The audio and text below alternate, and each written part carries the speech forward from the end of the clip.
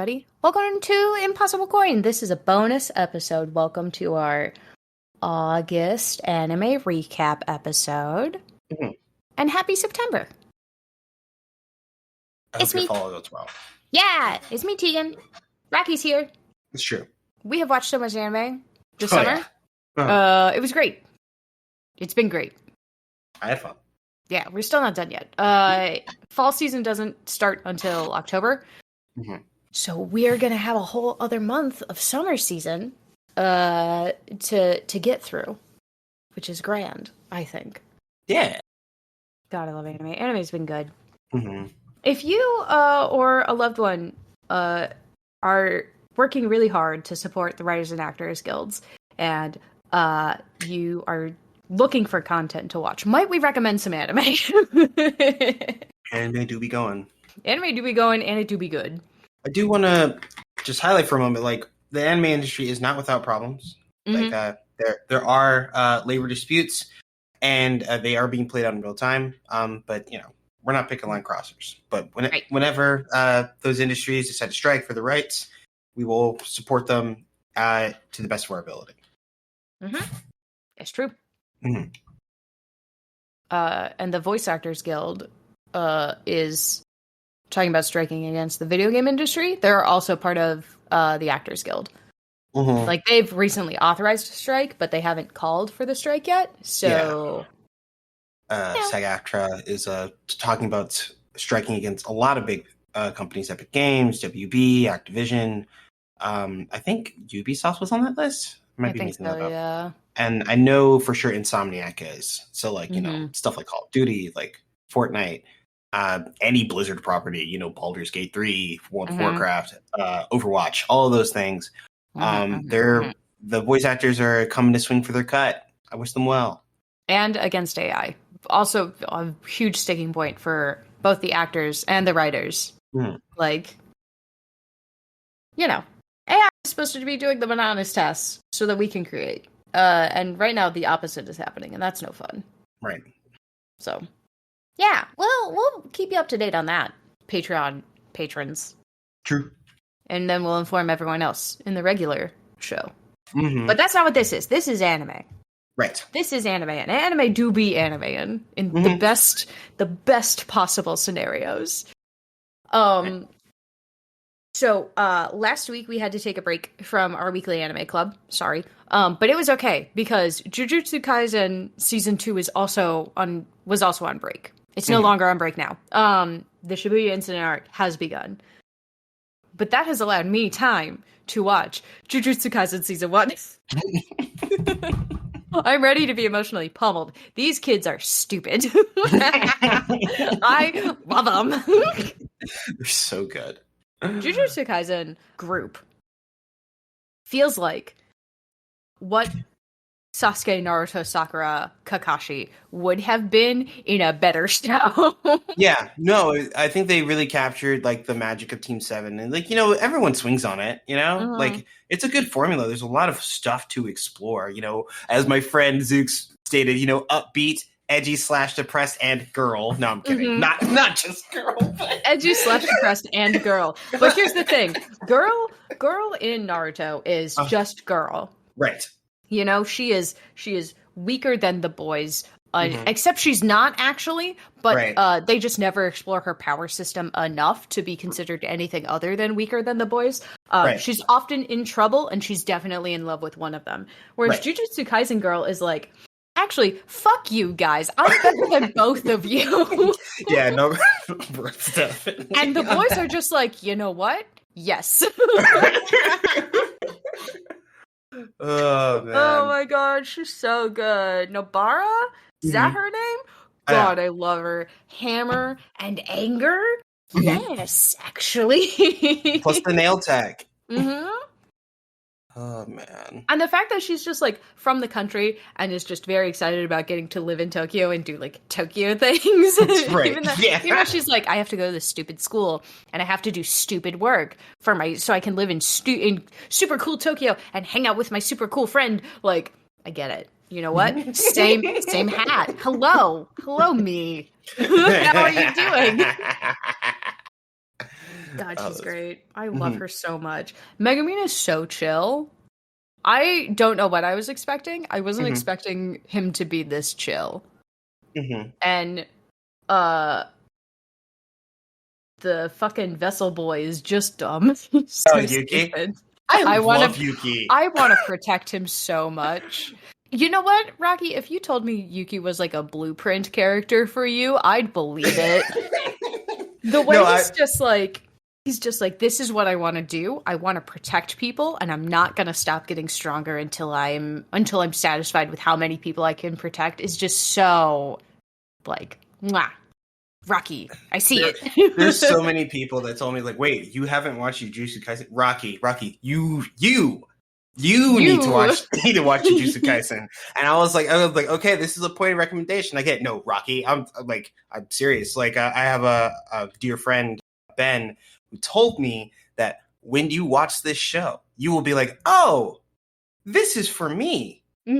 This was talking to me specifically. Why didn't I wait so long? And he was correct. He absolutely was.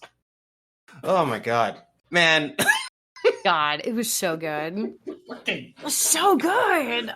I love that Yuki's like training arc is it's so silly, like compared to other stuff. You know, some people are climbing mountains and shit and like trying to like jump through like obstacle courses, and they told Yuki to sit in a basement and watch shitty movies and try to control your emotional response while this thing tries to punch you. And he did that for like a month.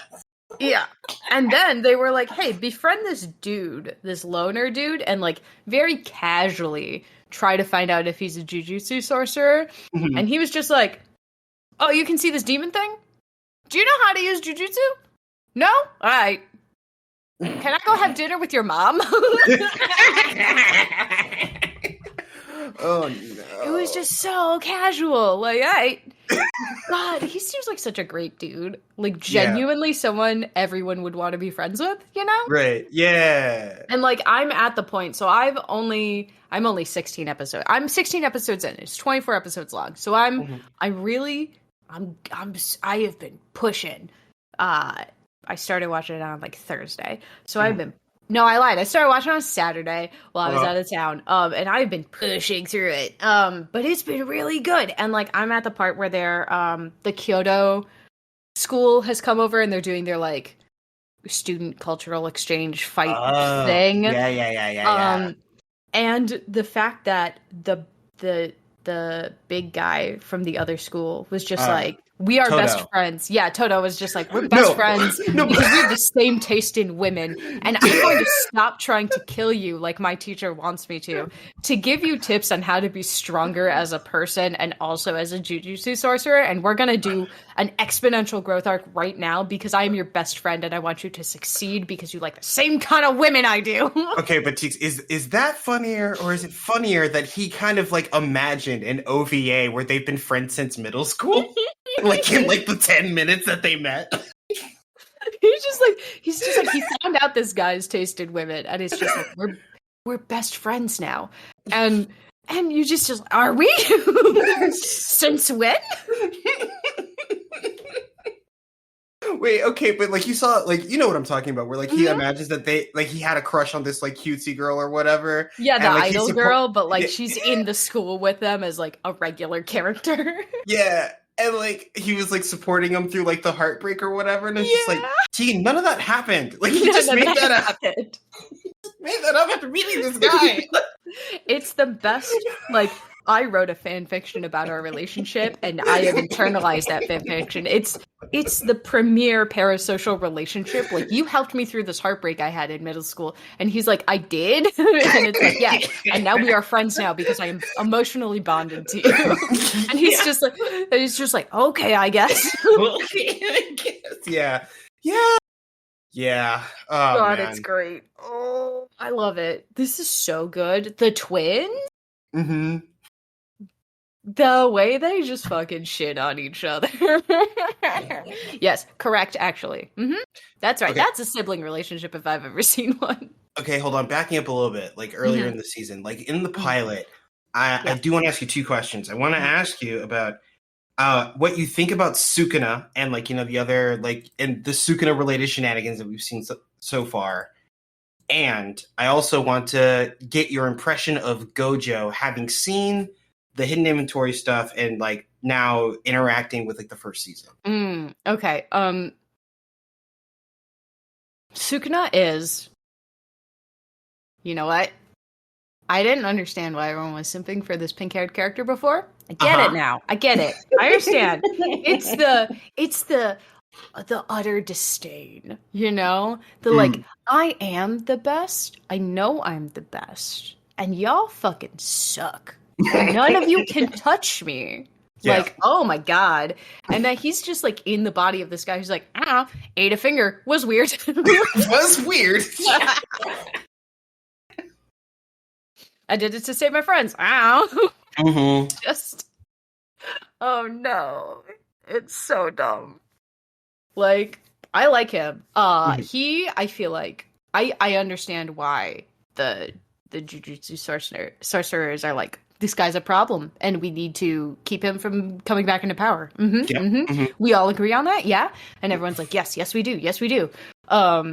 Seeing him in the body of this fucking stupid person is just so good.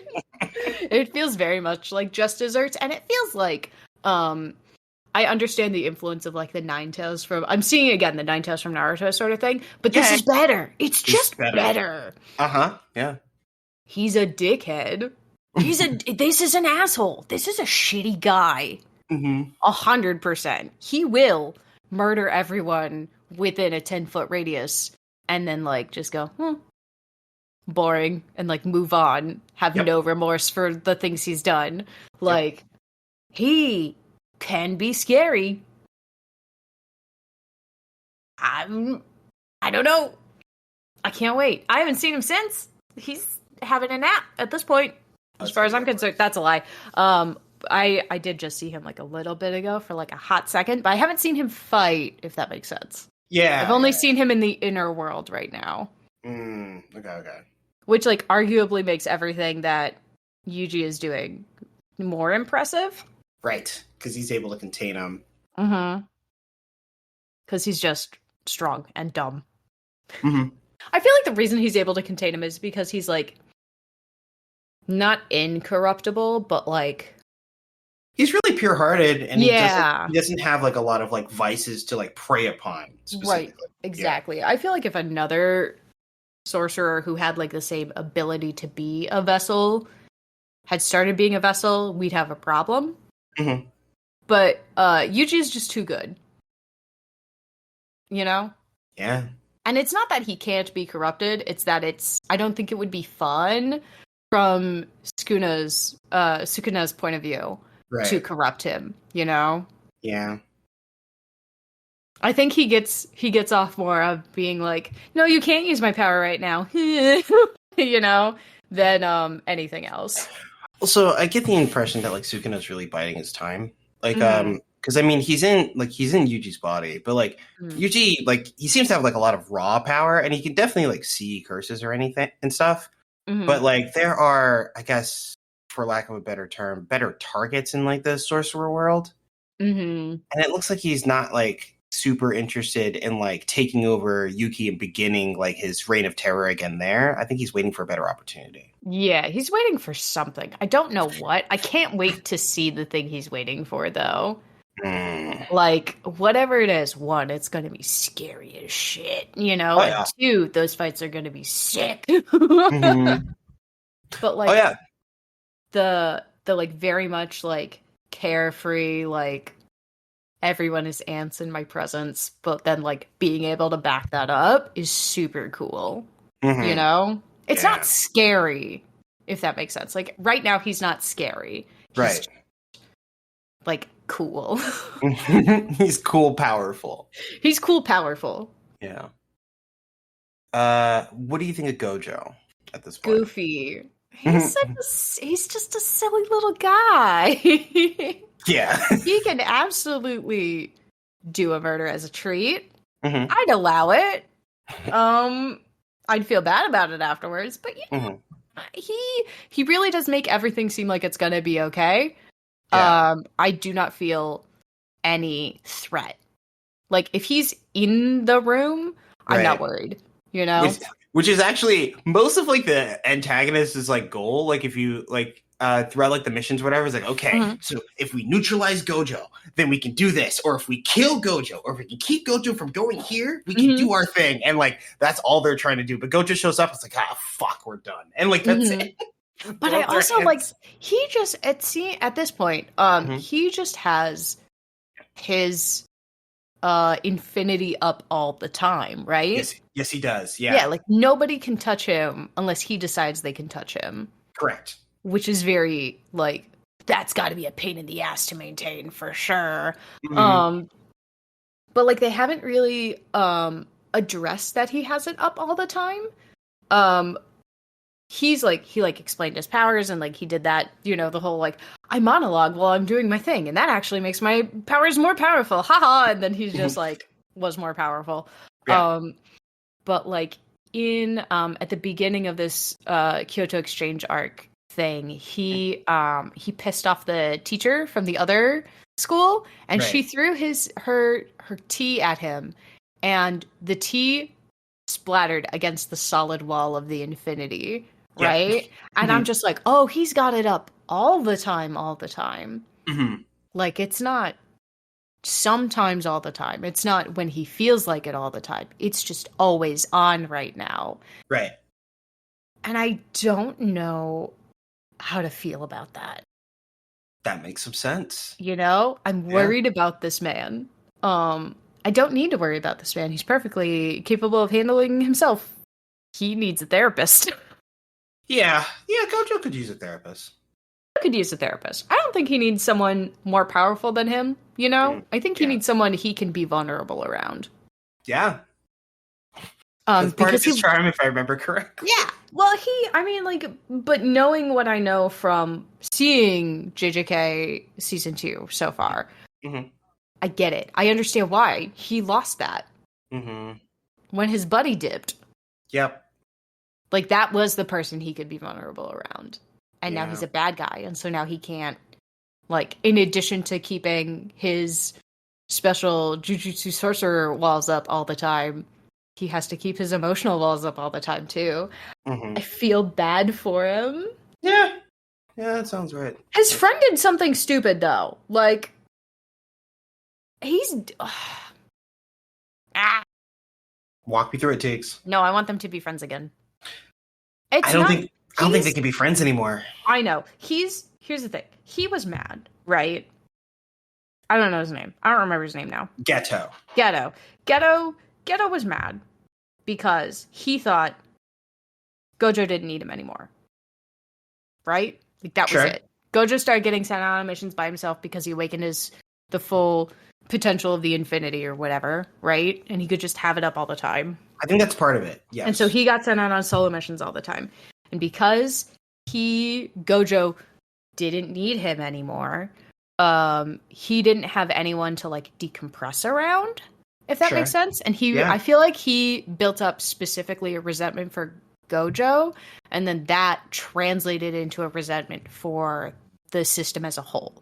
Because the system as a whole is what separated him from his friend. Right. You know? Yeah, that's fair. And that's why he's like, but if the curse users are the ones on top, then there's no reason for my friend not to be my friend anymore.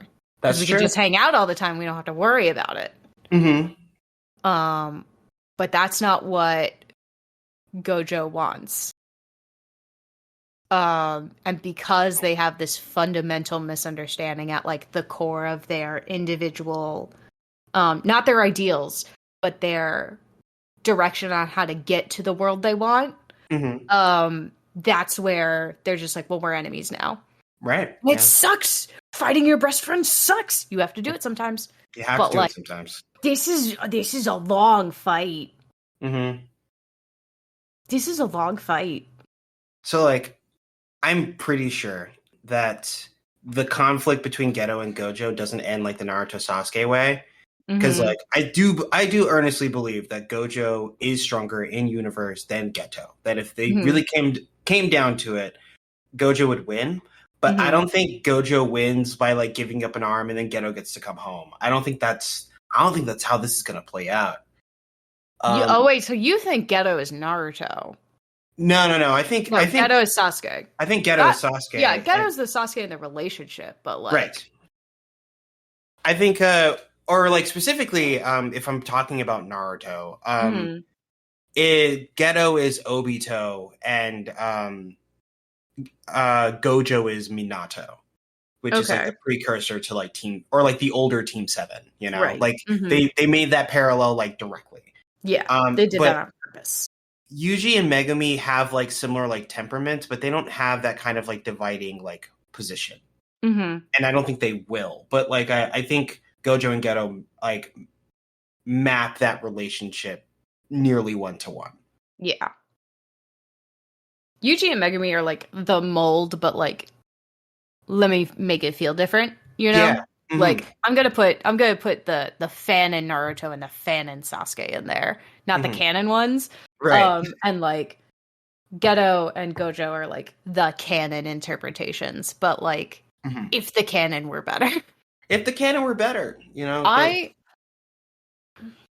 don't think this ends with Gojo dying. Does that make sense? Yeah. I think the only way Geto would come back is if Gojo died. I don't think Gojo will allow himself to die in any capacity that matters. And so in that way, like the only way this ends is if Geto is captured or killed. Right.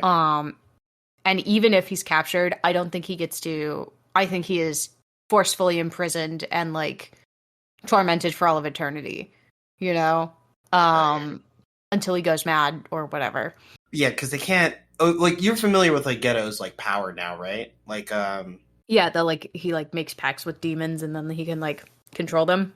Right. And like they're like literally contained in his body. Like he absorbs them. And so like they can't outright kill Geto, really, because like what'll happen is that like literally thousands, like I think he has something like 6 digits worth of like demons by like the end of season 1 inside of him. So like they kill Geto and then suddenly like 100,000 demons spawn out of nothing, and like that's a fucking problem. They can't do that. Yeah, that's a different level of problem. Yeah.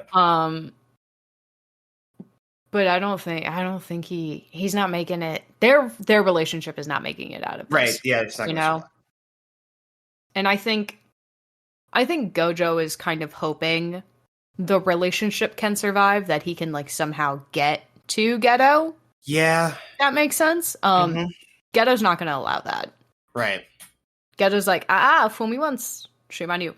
I mean, Tak no Jutsu is not busted. And, like, someone needs to tell people who watch anime that for real. Because, like, it's fucking ridiculous.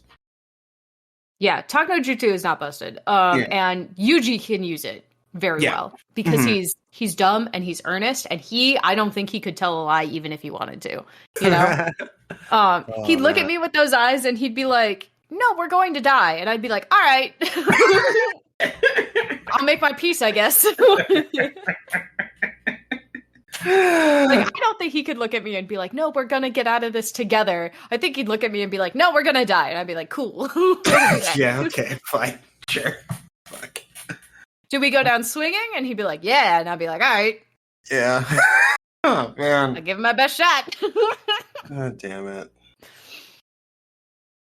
This is good. This is a good show. It is a good show.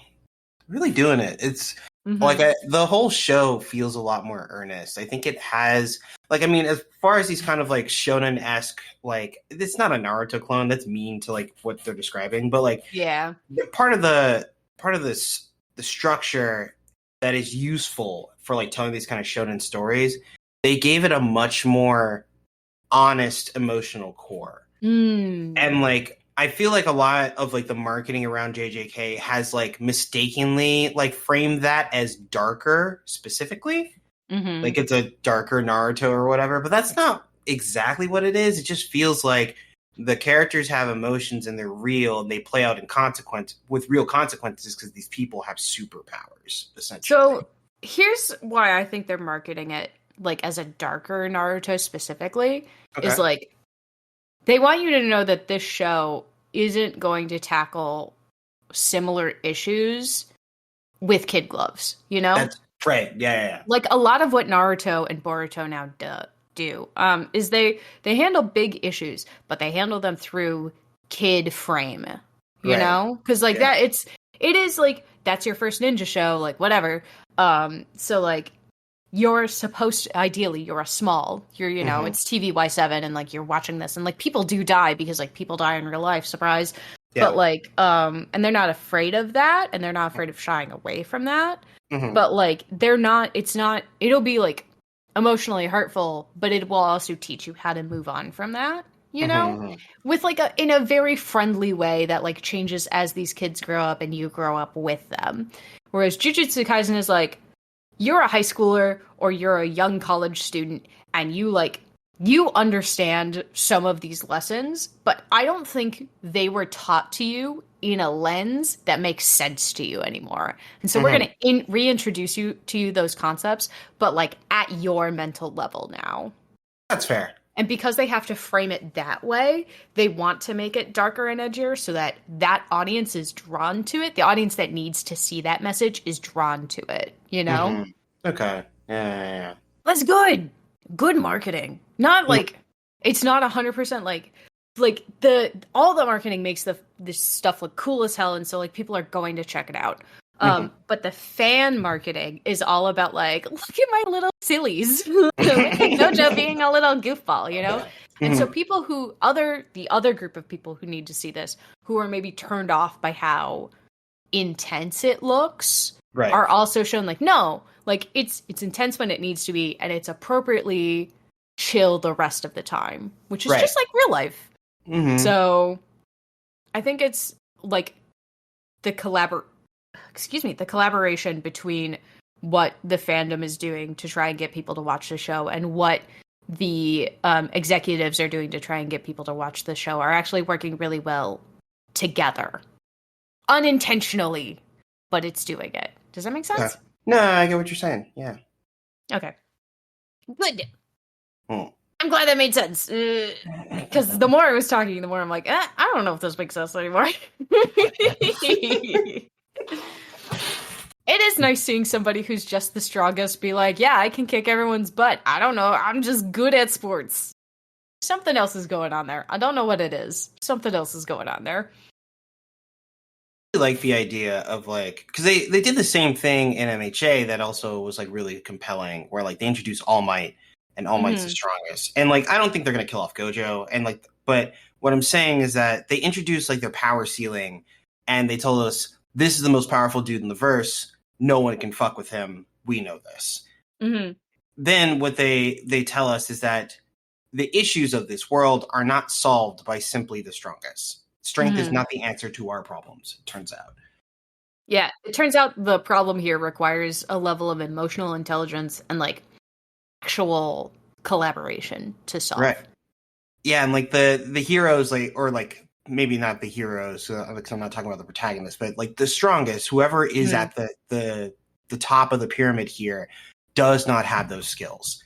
And so it's not the fact that the strongest person like might makes right. That's not the answer here. It's that these problems need something specific. It requires a different dimension of problem solving that isn't currently available to the people in power.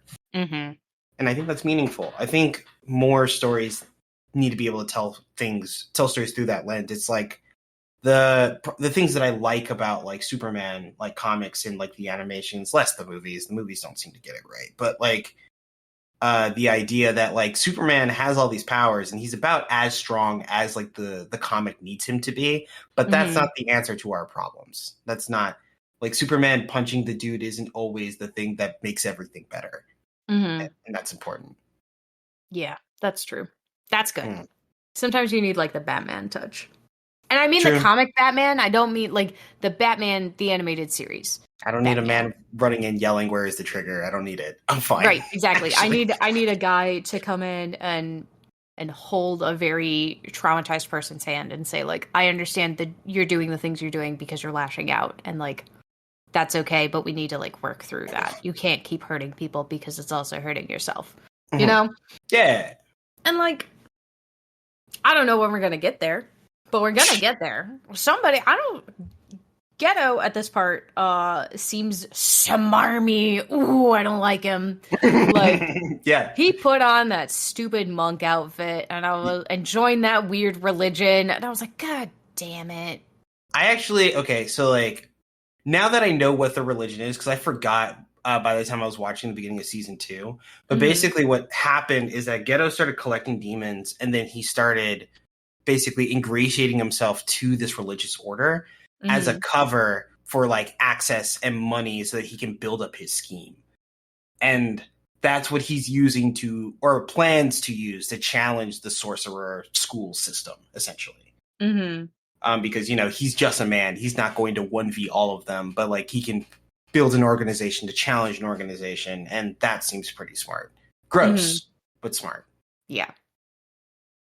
Instead of taking it down from the inside, he's taking it down on his own terms. Yeah.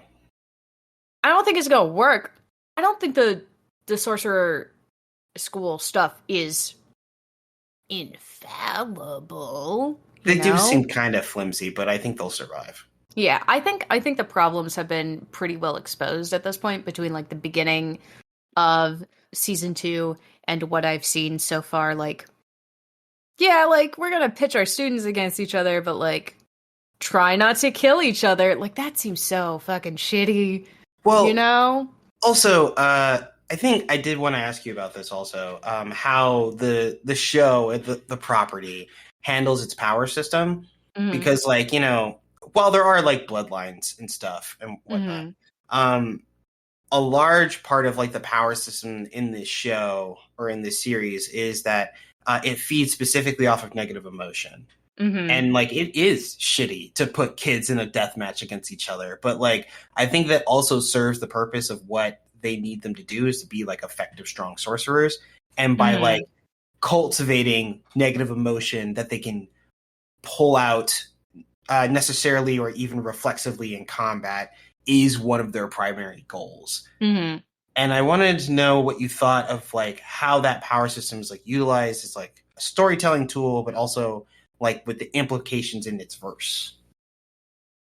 As a storytelling tool, and keeping in mind the audience is trying to attract, I feel like it's doing the right job, It's sort of a way to say that like and this is a thing that you've said, that there is nobility in anger. Yeah. That's the thing that you've said in real life. I did say it in real life. And it was so good. That's such a fucking hard line. Anyway, but it's doing that. It's saying that, like, these negative emotions, right, ultimately, you have to feel them. And you have to work through them. And, like, by making that the basis of the power system instead of, like, other things that are maybe outside of your control, it gives people a way to acknowledge that feeling and work through it in a way that's not necessarily unhealthy.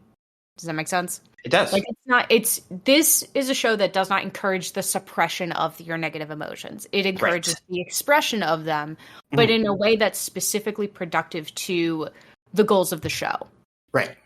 And so I think in that way, it's telling you, the audience, that like if you can, like these are feelings you have to feel to improve as a person, and you have to be able to express them in a way that is beneficial to you, that is not harmful to like society as a whole or your intimate relationships or whatever. And I think that's good. I don't know that everybody's gonna get it, but that's fine. But like. Yeah. Using that as the basis of your power system instead of just like inherited abilities, things you can learn, I think makes it feel more grounded.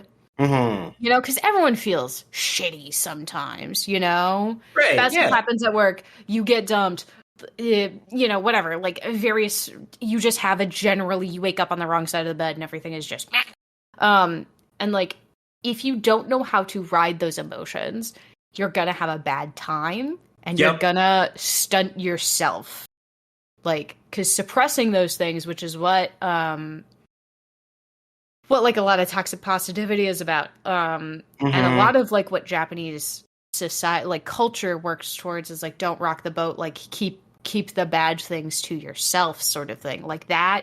That's detrimental overall. And this is saying like no, like you gotta run through it. You gotta. Like, it's a growth point. Yeah. I like it. I think it's good. I don't know that it's 100% gonna like translate the way they want it to for everybody, but like I think it's an important show in that way. You know, there's not a lot of shows that want you to pull on your bad feelings. That's true. You know, it's a lot of like, not like, a lot of shonen shows are like, I remember my friends and I remember all the good times we have, and that makes me stronger, you know? Yeah. And it's like, that's not always the thing that makes you stronger. Sometimes the thing that makes you stronger is the thing that made you feel like shit. Yeah. And that's okay also. Like, that's also a way to grow as a person. It's not just the friends we made along the way. It's also that time I overcame a really difficult thing. And like, that made me better. I'm really interested in it because, like, that kind of development where, like, you know, you pull from, like, negative emotions is usually villain coded. Yeah, it's usually villain coded, but they just made everyone coded. Yeah. They're just saying, like, yeah, our heroes, they had some shit happen to them and they're really fucking pissed about it, and that happened. Or something happened and it really hurt their feelings. It really changed their lives in a significant way, and they got stronger anyways. And, like, all that stuff is meaningful. And I think it's interesting. Or not just interesting. I think it's compelling that they allow that development of like heroic characters. Yeah. I also think it's interesting that like just because shitty things happen to you doesn't make you the most powerful or whatever. Like, some of it is like whatever your regular situation is. Like, Gojo is the most powerful because something shitty happened to him. And also, he happened to have a background that allowed him to really capitalize on that. Right.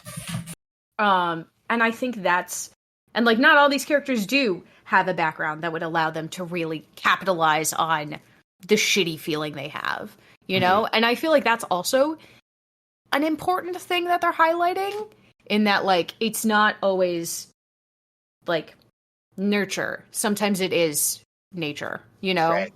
Different people's support systems are going to allow them to rise and thrive or not. And I don't think they're treating the bloodlines sort of jutsus the way that like Naruto or like other show, or like My Hero Academia, or like other shonen shows handle bloodline jutsus, where it's like, this is a prestigious thing that's been passed down, and so like you're just chosen from birth. It's like, no, like, Yuji came from shit and just happens to be the right guy at the right time, which is fine. And like, some of these other guys, like, I am the head of this clan, and like, my power's fucking shit. Man, it just is. That just happens sometimes. Yeah, you gotta hold that. Man, I hope they don't really walk it back, because I'm never gonna forgive Kishimoto for like writing that Naruto monologue where he beats Neji about like how he came from nothing or whatever, and it just turns out, no, actually he's Ninja Jesus, and we just didn't want to say anything. And it's like, fuck you guys. We just didn't know he was Ninja Jesus. So when he said that, he really believed he came from nothing, but like, it turns out he had everything backing him the entire time. Fuck off. You know who came from fucking nothing? Sakura. Sakura's parents aren't even ninjas. And you know what? She is the weakest of the three. Even though she's the best healer. She learned how to see chi paths. She like did all of the work, got as strong as the other two, even though one is Ninja Jesus and one is blessed by years of fucking inbreeding to be the best. Like, and she's just a dude. That show should be about fucking Sakura, but he's a coward. But the mangaka's a coward who doesn't know how to write women. I'm sick of that man. Okay, I don't want to talk about him anymore. Fuck that guy. Yeah, that's fine. But anyway, JJK good. Good, not handling, not doing the messaging I thought it was going to do. I enjoy it. I understand now. I watched the thirst traps. I ended up on that end of TikTok when like Gojo thirst traps were like a thing, and I was like, I don't get it. And I was like, I get it. I'm not attracted, but I get it now. Especially, like, not gonna lie, after playing Nier Automata, like, understanding, like, the blindfold, like, significant sort of thing. Like how that's used. I understand now how that's used thematically in a lot more places. I didn't get it before. I just thought blindfolds were cool. You know, I thought it was just like the eye patch thing, you know? But then it turns out like eye patches have a historical significance in that like you can flip it up when you go below deck and then you can see in the dark better because one of your eyes is already adjusted to the dark. Like that makes sense now. But like not so like now that I recognize what blindfolds are for, like symbolically, I get the blindfold on Gojo now. And also I understand why he's also like secondarily using it as a way to like hide that his power is always activated. It's just always acting because when they first used it in JJK 0 or JJK season 2, his eyes like they get all sparkly and like weird glowy kind of thing, and so and it's like puts people on notice, and it's just like, want that. But if they can never see his eyes, they can't ever determine whether or not he's active. You know, whether or not his power is activated. And it just turns out it's all the time. They should just assume if he's awake, it's on. Maybe if he's asleep, it's on. I don't know. Unclear, actually. Turns out. Unclear. I don't know if that man sleeps. I don't think I've seen him sleep once.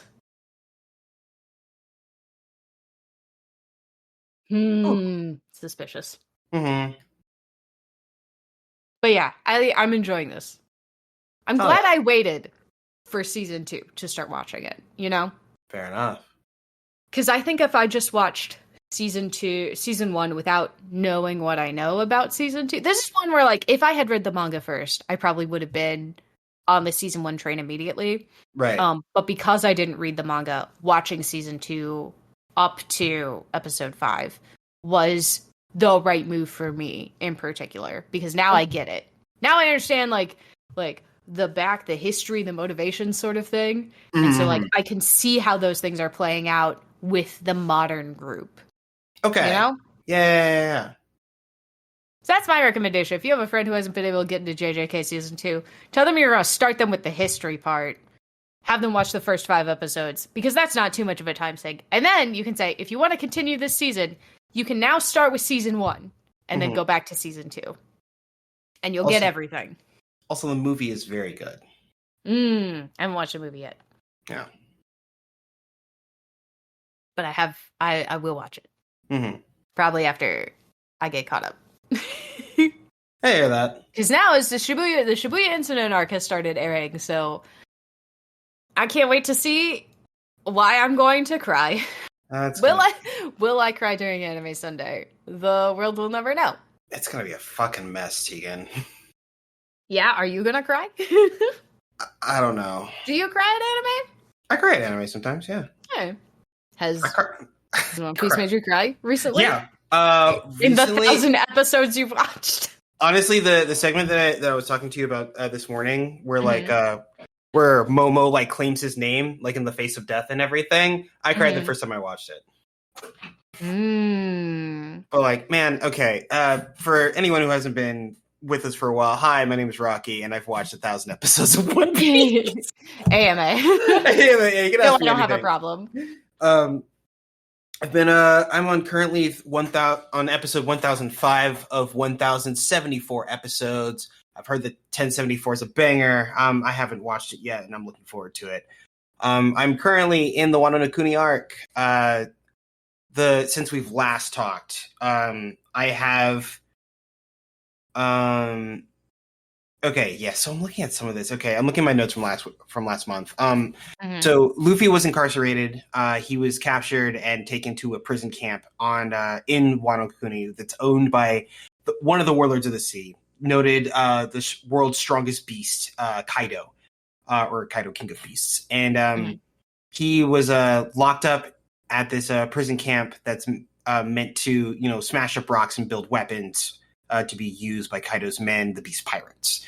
While there, we learned a bit more about one of the major imports to Wano, which used to be provided by Doflamingo, who is the king of Dressrosa, head of the Doflamingo Pirates. And the import, which is the smile fruits, which are these artificial devil fruits that are made for Kaido's beast pirate army to flesh out his people with semi-animal transformations. And what I mean by that is that once you eat a smile fruit, the people who receive powers don't immediately completely turn into an animal like some of the animal transformation fruits or the Zoan fruits.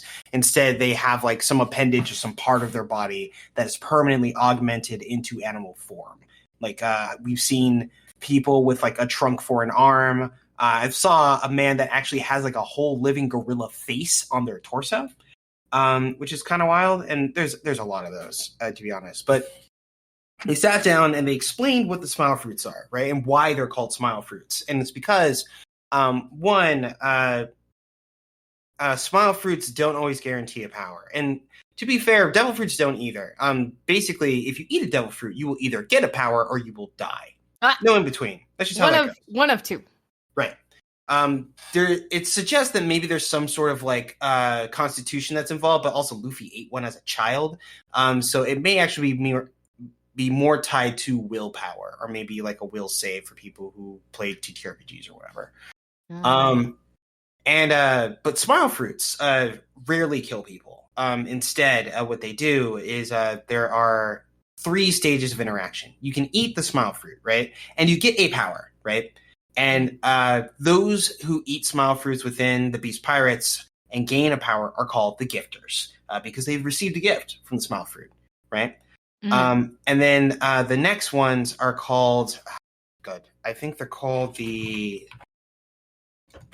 numbers. And let me see if I can find this. The numbers. So the numbers are. Oh wait, no, it's not. It's not the. Sorry, it's not the numbers yet. It's the pleasures. The pleasures are mid-level foot soldiers, right? And you know, they don't just give smile fruits to everybody. You reach a certain level of prestige or whatever, and then like they decide that you're worthy of attempting to gain a power from a smile fruit. They give you a smile fruit. If you get a power, you become a gifter. If you don't get a power, instead of gaining an animal trait, which apparently happens to about 90% of the people that eat the smile fruits. And the fruits themselves are considered like duds. Become what's called a pleasure, where the smile fruit literally damages your brain to the point where you can no longer show any form of emotion except for elation and laughter. Oh. Yes. I don't like that. Oh, it's not great, actually. The explicit explanation is due to their side effects. They always express emotions of pleasure, hence their name, smiling and laughing all the time regardless of their true feelings, even when taking harm. In addition to being unable to express other emotions, they share the standard devil fruit weakness of being unable to swim. And the pleasures in the army are marked by a single white horn on their head. And they're usually sent as like patrolling scouts and whatnot. But the thing is, the Beast Pirates aren't the only ones who have eaten the smile fruits. In fact, before they were sure of the negative side effects, what they were doing is a combination of both Kaido and Kunozumi, who is the current shogun, was actually feeding them to the nation's poor as refuse. They before, like, once they, you know, basically controlled the food supply and made the poor feed off of the scraps that came from their capital city, they started throwing smile fruits in there to see what would happen to the people that ate them.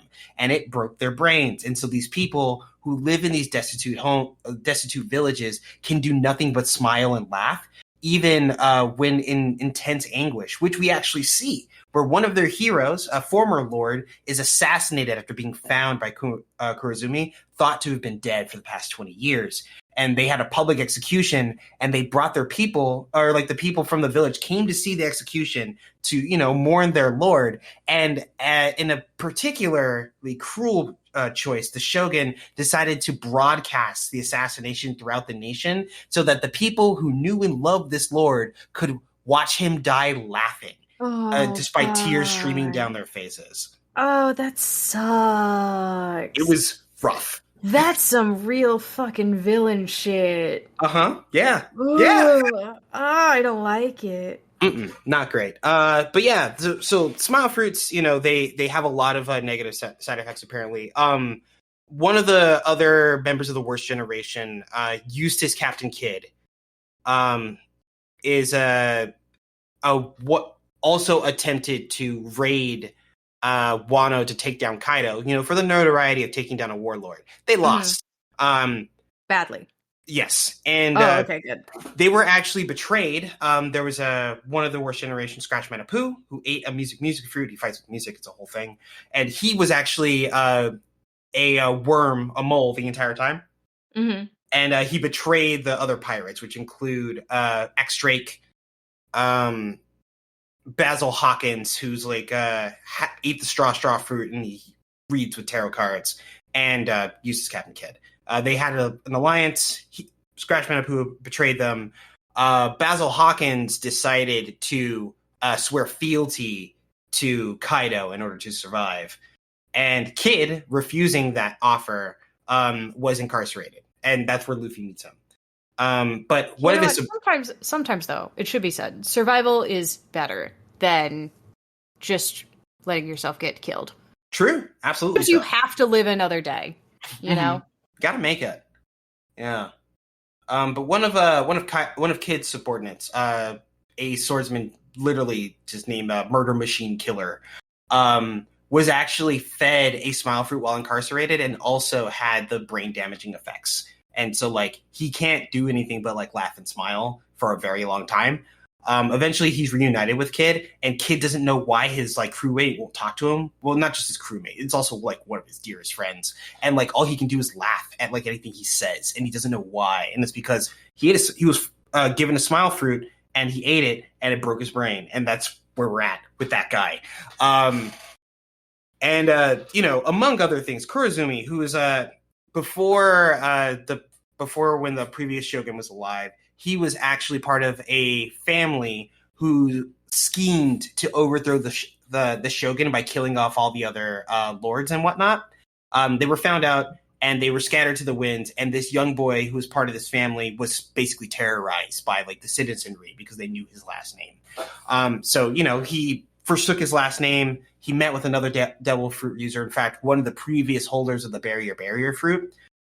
Which we now know Bartolomeo has through like our exploits in Dressrosa, and basically began a very long, nearly 20-year-long scheme to overthrow the Shogun and take it for themselves. And part of that was allying with Kaido, and Kaido gladly took an opportunity to have a new, very defensible home base for his beast pirates, as well as a place where he can leverage the citizenry into abject slavery to further arm his growing army. And that's basically how Wano got to the place that it is in present day in the story. But we got like maybe a 20 episode arc talking about a previous swordsman, Kozuki Oden, who's Momonosuke's father, the leader of the Azakaya Nine, who are the samurai that have been basically preparing to take down Kaido for the past year and a half over the course of this arc. And we learned a lot about him. He was an exiled warrior who basically was causing such a ruckus inside the capital city that he was thrown out by his father, the Shogun.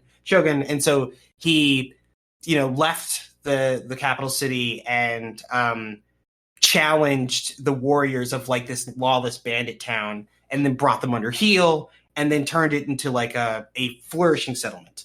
And this bandits and thieves that walked with him slowly became respectable samurai. And when they returned to the capital, no one recognized him. It was a really great moment for all of them. But Oden has always believed that Wano, aka Japan, really should be an open nation, that they should communicate with other cultures, that they should trade and intermingle and all that. And he believed that if he ever became shogun, he should open up the country. And he always wanted to leave. Eventually, he gets a chance to leave because the Whitebeard pirates stumble upon Wano, 20 years before the events of like Luffy's journey. And Odin meets them, and he agrees to go traveling with them. And he goes on a wonderful adventure. He sees the world and all of its wonders. He keeps a meticulous journal that becomes an important artifact later. He meets his wife, who is apparently a woman who was born 800 years in the past, who ate the time fruit, who has been jumping forward in time ever since. Yeah. All right, you know what? I'm done. There's enough fruits. I'm checking out. I've already told you about this one. What are you talking about? I know you already told me about her, but I had time to forget. And now you've reminded me of her again. And that's the fucking stupidest. God damn it. Is there a Wikipedia somewhere that's just all of the devil fruits that they have introduced on accident? So that he uses to reference when he's writing, so he can remember, like, oh yeah, I gave some girl time fruit. I should bring her back periodically just to remind people that time travel exists. You know, it's actually really funny. So, like, because of the interval that they say that she's from, which means she's actually from like either near or slightly before the blank century, which is like the 100 years of history that is just missing from all the history books, where the world government almost certainly destroyed the last resisting nation and like their advanced technology. I'm pretty sure she's gonna be a big deal in the final arc. She's gonna come back. Like, it has a stolen century. It's also important to Robin's backstory. So like the world government, which Robin's like an archaeologist, right? She's an archaeologist, and she is able to read this language that's on these these stone obelisk blocks called poneglyphs, which apparently hold the history of like the world. And Allegedly, yes. And she was raised on an island where like the researchers were studying these things, but it was forbidden by the world government, forbidden to gather the poneglyphs, to study the language, and to try to piece together that information, because the world government doesn't want the people to know what happened in this 100-year gap, essentially. Right. Okay. Got it. Sometimes when there's 1,000 episodes, you just gotta ask for a quick recap on someone's backstory so you can remember what on earth is going on. Right. The important details here is that, one, the poneglyphs, or rather the act of making poneglyphs, including writing the language, originated in Wano.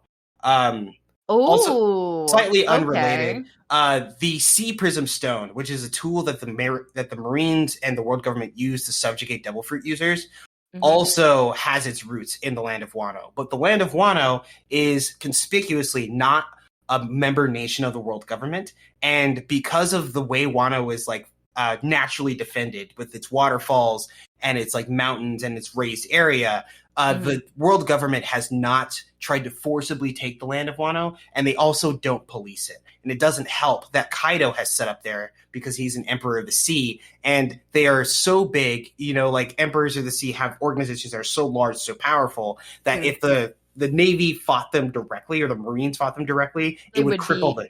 Yeah, they would be amazingly overwhelmed. Right. And so like they figure, fuck it, we'll leave them alone for 20 years. But all this stuff like has a home here in Wano. And Kazuki Odin, and specifically the Odin line, are the people that make and manage the poneglyphs, and are the ability to read the language that is written on the poneglyphs is actually supposed to be passed down by like the heads of houses. So like, okay, so Robin's like very important, right? Because otherwise no one else can read these. But Odin was able to read and write the language. But Odin died. He was we'll get to that later, but he's definitely dead by the events of the story. He's super dead by now. And Kozuki, or Momo rather, Momo, his son, was too young to learn the language at the time. And so like essentially without like some documentation, which hasn't been brought up yet, the knowledge of how to read that language as part of Wano's culture is lost as far as anyone knows. No. Right. Okay. Yeah. And because, the world government took painful effort to kill everyone on Robin's home island, Robin may be the only person on the planet that can read poneglyphs currently. But that's a whole other thing. Doesn't know how to make poneglyphs. Right. Does know how to read them. Correct. Versus knows how to make poneglyphs, doesn't know how to read them. Right. Yeah. Ooh, okay. So they're gonna get married. Well, who knows? Like they're gonna start a school together. Well, you gotta remember, Momonosuke, like, even though he has jumped 20 years into the future, he's still an 8-year-old kid.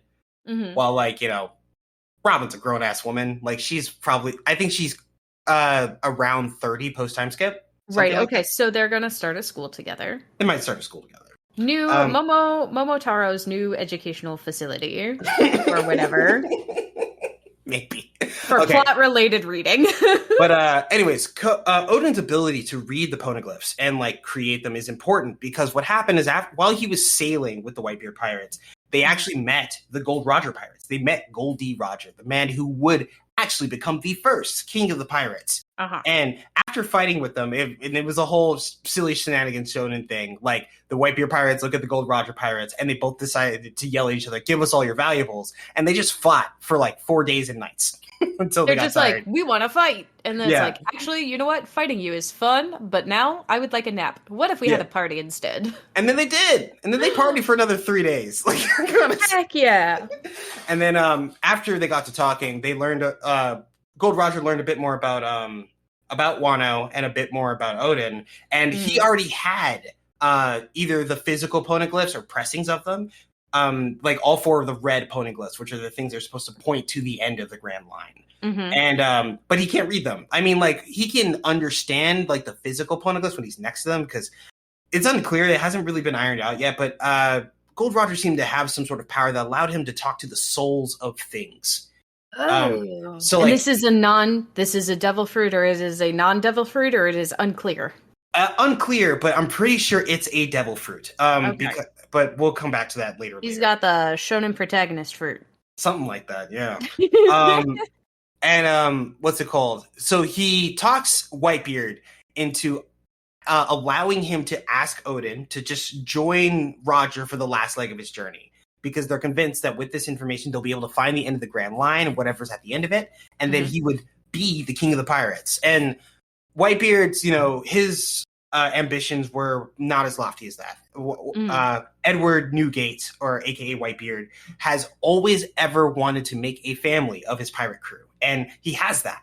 And he loves his family dearly, and while he's not happy about giving up one of his found sons to another pirate crew, he would be on loan, and it seemed like something that Oden earnestly wanted to do, so he allowed him to do it. Oden... Because stifling your children's growth is worse than being afraid of losing them. Or Correct. Whatever. Right. Yeah, that's the one. So, like, Oden is taken back to Wano briefly to drop off his new wife and his 2 children. His new wife and his 2 children. His two children. Momo has a sister, Hiyori, I believe is her name. Okay. Then Oden then sails off with the Gold Roger pirates to go to the end of the Grand Line. And they do. And they find an island, and they find this treasure that made them erupt with joy. And Gold Roger decided to name the final island Laugh Tale, and that's the first time that it's been named at all. That, like, the whatever's at the end of the Grand Line, whatever the One Piece actually is at a place called Laugh Tale. That's what we've been told. And this is important information, right? And then after that, a lot of things happen that we already know about. The Gold Roger pirates disbanded because they have done everything that they felt a pirate group would ever be able to do. And so everyone slowly but surely went back to their own lives. But 3 of Oden's subordinates, Cat Viper and Duke Dogstorm, which we talked about before, and Zoe, actually went back to Zoe to steward their people, to prepare themselves for whatever the Oden family would ask of them next. And Izo, who also snuck onto the ship, stayed with the Whitebeard pirates. And we'd actually seen them before this moment. We'd met Izo. We just didn't know that they were from Wano or they were connected to Oden. Okay. And then Oden returns home to find his home completely in disarray. His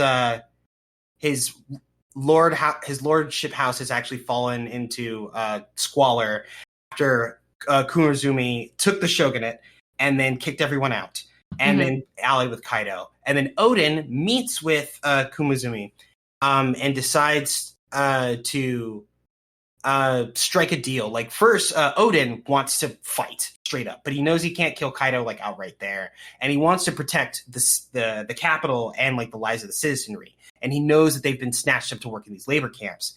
And Kumazumi made a deal with Kaido. He told them that if you would debase yourself in front of the capital and dance for every day for 5 years, we will just pick up and leave, and you can be the shogun. This is an obvious lie. But Oden's kind of stupid, and he falls for it.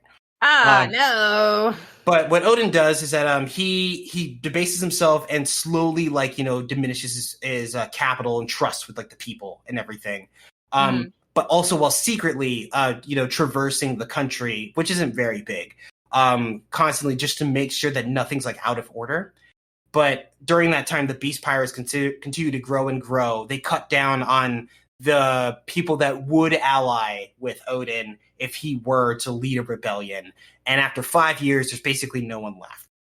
And then when Oden comes to cash in on the deal, Kumazumi says, I don't remember that shit at all. Get the fuck out of my palace. And that was that.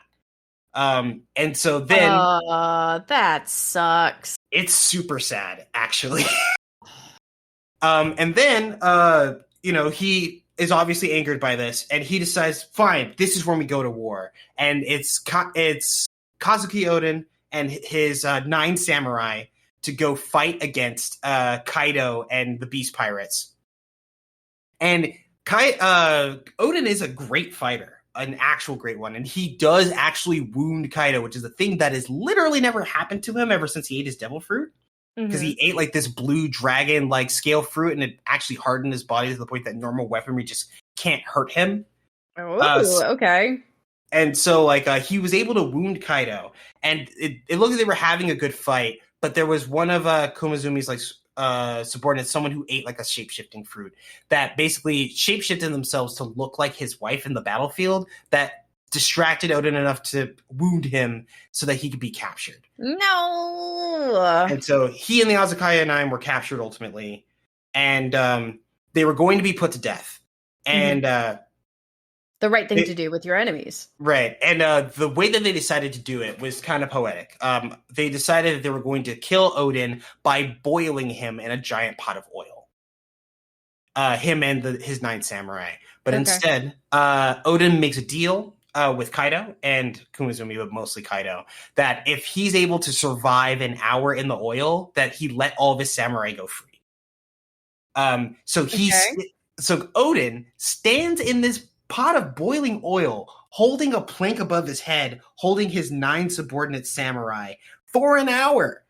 Until he does it. Like, they hold the clock up to him and everything, and he does it. And then Kumazumi just says, you know what, let's just kill all the samurai anyway. And he tells the samurai to flee, and they run away in shame, tears streaming down their face because they have failed their lord.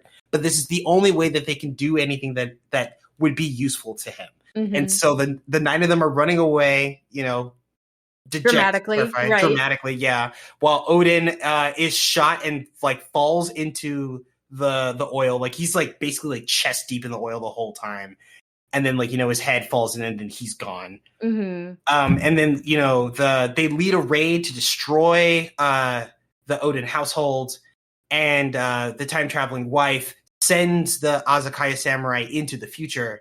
At least the 5 that showed up to defend. The rest of them, there's 3 or 4 that basically hide out or get separated, and they don't make their way back to that moment. And then we get back into things that we already knew about. The Azakaya that were thrown into the future, they land back in Wano, and then they realize that they can't fight Kaido like this, so they leave the country to go search for allies. And Kinemon, Momonosuke, and Kanjuro, who is a painter samurai, meet with Luffy and them. They meet him first in Punk Hazard, and then they go to Dressrosa together to pick up Kanjuro, and then they separate after they make a plan in Zou, but then they do, the Sanji retrieval arc on Whole Cake, and now they're back in Wano. All that's happening. And, Sanji shows up. He starts a noodle stand for a while, but then, he starts picking fights. He puts on the raid suit, and, it's the power-up that he needed. He's super fast. He can turn invisible. He can airwalk without as much trouble now. It's very cool. He gets superpowers from a suit? Yeah, his family, they have the super suits, Yeah. You know that. And, they gave Sanji one. I vaguely remember the super suits, yeah. Yeah, but, Sanji didn't want to put his on because he hated his family, but, this is the place where he needs to put on the suit. So gotcha, yeah. It's put on a suit, you'll know what to do. Yeah. And so there's that stuff that was happening. And, Luffy breaks out of the prison and recruits not only the biggest mafia boss in the country, but all of the prisoners that were in the prison to fight for their cause, and they begin planning a raid to to Kaido's home base, which is Onigashima. That reminds me. I made a note of it because there's sort of a pun that they put in this thing. There we go. This is it. So the initial plan was proliferated among the people who were loyal to the rebellion, which could be identified by a crescent moon tattoo that they had on their ankles. Mm-hmm. And they were given an image that Kinemon had drawn to tell them that during the 5th day of the fire festival, the firework festival, something like that, they would raid Onigashima, right? And they would meet at Habu Port. Mm-hmm. Or Habu Minato, right? Right. And so, some of the guys were captured, and they got wind of the plan. And during, the assassination of that one lord from before, with the people who had to laugh at his death because they couldn't do anything else, he augmented the image and added 2 lines to, the snake at the bottom, the Habu, right? Mm-hmm. And to change the message. And Kinemon thought that they changed the lizard they changed the snake into a lizard from Habu to Tokage, which is a different port. And so they would move their ships and meet at Tokage port instead of Habu port. And that's how they would get around the loss of information. Mm-hmm. However, Kanjuro, who I mentioned before, the painter samurai, is actually a 20-year deep agent from Kurozumi's family, meant to destroy the Odins from the inside. My God. Right. And he has been feeding information to the now shogun this entire time, even post time skip. And so their plans looked like they were ruined because they got to Tokage port, and there was a bunch of ships that were destroyed and no one was there anymore. And they didn't know why. And the Straw Hats weren't there and all this other shit. Right. And everything was wrong and they couldn't figure it out. Right. And then what happened was that apparently there was another guy that we had met, the blue-haired guy with the pompadour. Mm-hmm. That guy was actually one of the Azakaya 9 from 20 years ago, but he lost his mind and his hair lost its black luster and went white. And that's what that's meant to represent. And he sold himself to the new shogun as a talented Yakuza. That could be part of his new guard, but ingratiate himself there so that he could build up his own resources, protect the daughter of Odin, and be prepared for when they came back 20 years from now, whatever that meant. My God. And so he actually interpreted the augmentation to the thing differently. Instead of the 2 lines meaning adding legs to the snake, it meant that you take out the middle of the message. So instead of Habu Minato, it becomes Hato, which is wharf, which is a different port that's actually near the snake port that was there originally. And that's where all the ships went. They just moved them all there. And Kanjuro didn't know that because in truth, Kinemon didn't read it that way. But Kinemon was praised as a strategist because oh yeah, that's why, because you knew that there might have been a mole inside. So you use this one while we put everything here. You're so smart, Kinemon. And Kinemon got away with that shit. Oh my God. Kinemon's just yeah, for sure. What the fuck happened? And then, in which I am Kinemon. And like, so, you know, the Straw Hats get to show up along with the 5,000 strong samurai that they have, armed with the weapons that have been slowly gathered over the years.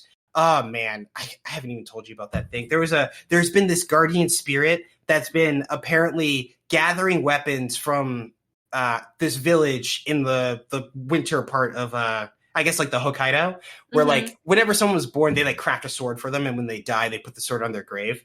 Right, yeah. Knowing that this rebellion would have to come, they've been slowly gathering those swords and putting them in a cache. And like,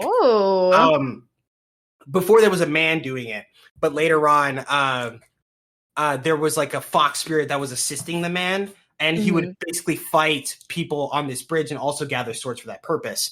And Zoro ended up fighting him at some point. But did Zoro keep his sword? Zoro did. Did he lose the sword that makes him go the wrong direction?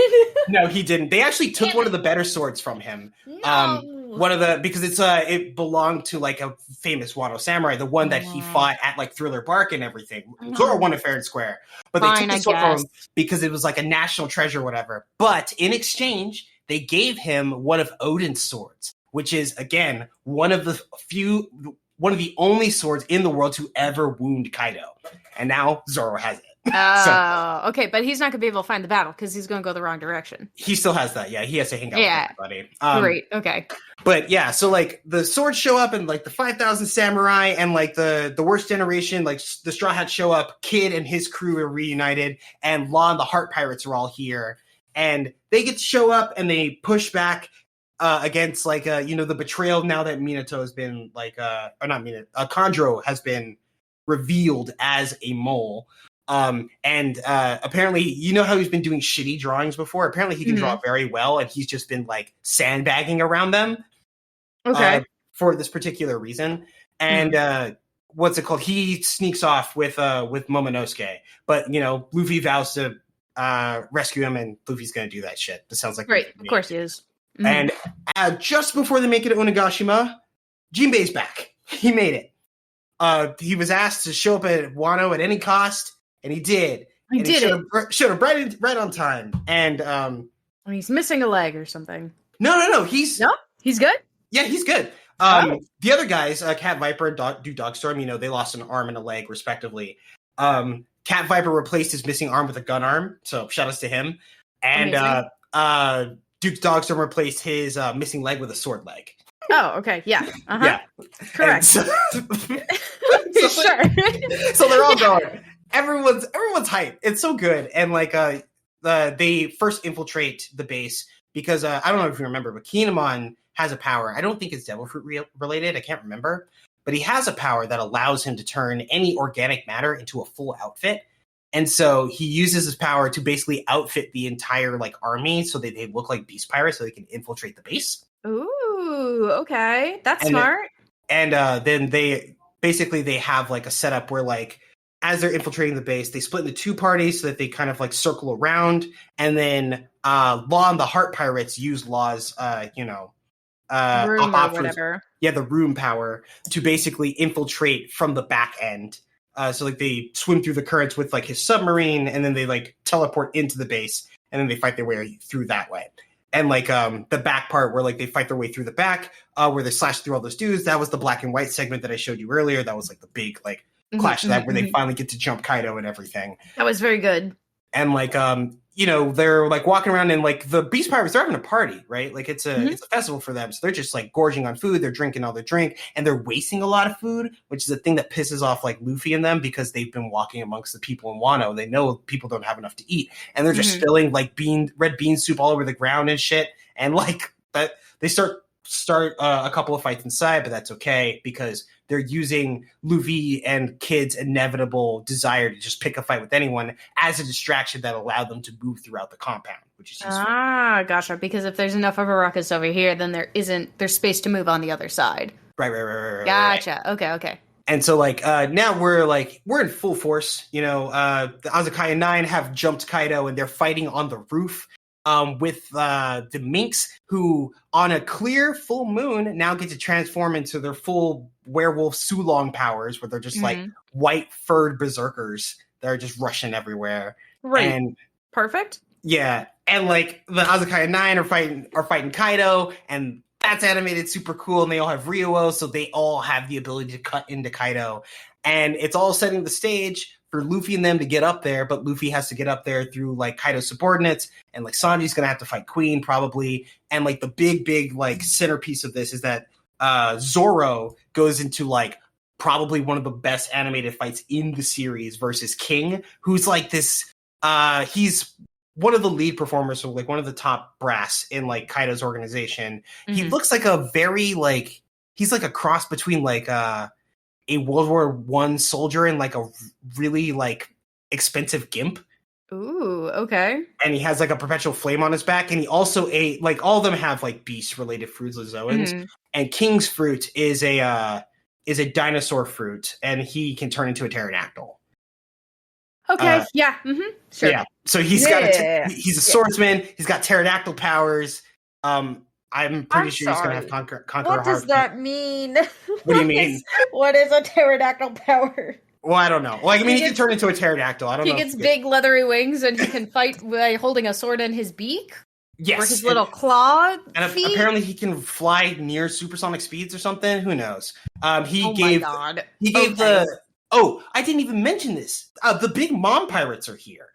Because they heard that Luffy and them were at Wano, and the Big Mom Pirates have already been disrespected by Luffy, and so she's going to show up and kill him.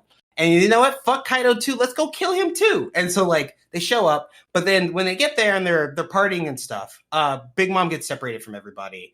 And she has like a bit of like amnesia for a while. She travels with Chopper for a little bit. It's okay. It's not super important. They're friends. Sort of, until she remembers who she is. And then it's a problem. But temporary friends. Yeah, no, exactly.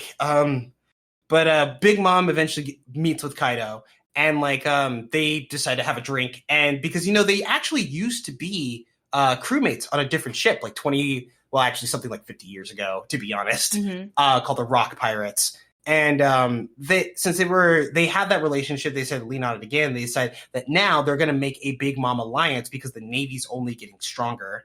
So the Big Mom and the Beast Pirates are now have an alliance, and they're going to fight together. And Big Mom is going to be here, and that's going to be a whole thing. So Big Mom and Kaido are on the same island, but so are 3 of the Supernovas, and the Straw Hats, and 5,000. Samurai versus Kaido, Big Mom, the Big Mom Pirates, the 30,000 Beast Pirates, and that. So that's where we're at. It's going to be a big thing. We're going. Before we go too much further, I have to know, does anyone have like an atomic blast fruit or something? Like, we don't have to worry about everybody getting nuked from orbit or whatever? I don't believe so. I don't think there's any. However, Big Mom has shown an ability which she calls like it's like, oh man, I gotta read it again, but she has like a sword slash that's like basically like a giant like mech-sized particle beam that can slash through buildings. Oh god, okay, sure. It's like, I gotta remember what it's called because it's named after something that's there. God, okay, the leader is Charlotte Linlin, I know that. It's like, oh my god, what is the name of the attack? It's like Izoku's sovereignty, I think. Something like that. Oh, also, we got, no one's going to see this on the podcast, but I did want to show you this. We actually got this silhouette from Big Mom during her time in the Rocks Pirates. Uh-huh. This is what she used to look like. Ooh, all right. Yeah. Okay, okay. She doesn't look like that anymore. No, she doesn't. But, again, she's had like 80 kids in the past 50 years. Yeah, you know what? That would do it to your body, for sure. Yeah. Ooh, okay. Yeah. Man, those are some colors. Why is it that no one in fucking One Piece has any actual, like, fashion sense? Like, some of these guys have drip, but having drip and being fashionable are not necessarily the same thing in One Piece. That's fair. I can accept that. But I maintain that Robin has a lot of great looks over the course of the series. Mm-hmm. And I think Zoro has pretty good fashion. That's fair. I think Brooks would probably look better if he had skin, which is, not fair, but it is what it is. You don't have skin, so you're not fashionable. Well, it's just like, I don't know, man. Like, I feel like a lot of his looks, like, I think they'd be campier if he wasn't actually a skeleton, if that makes sense. Yeah, that's fair. I would agree with that. Yeah. Also, Shanks always looks good. You know? Yeah, but Big Mom has a cowboy hat with a purple sash that's got yellow spots on it. Mm-hmm. And then a red coat, a Carmen Sandiego red coat cape with gold and orange, like, fringe lapels. Things. Like, you know what? Could be better. Could be better. True. But I guess if you have a figure like that, you can dress however you want.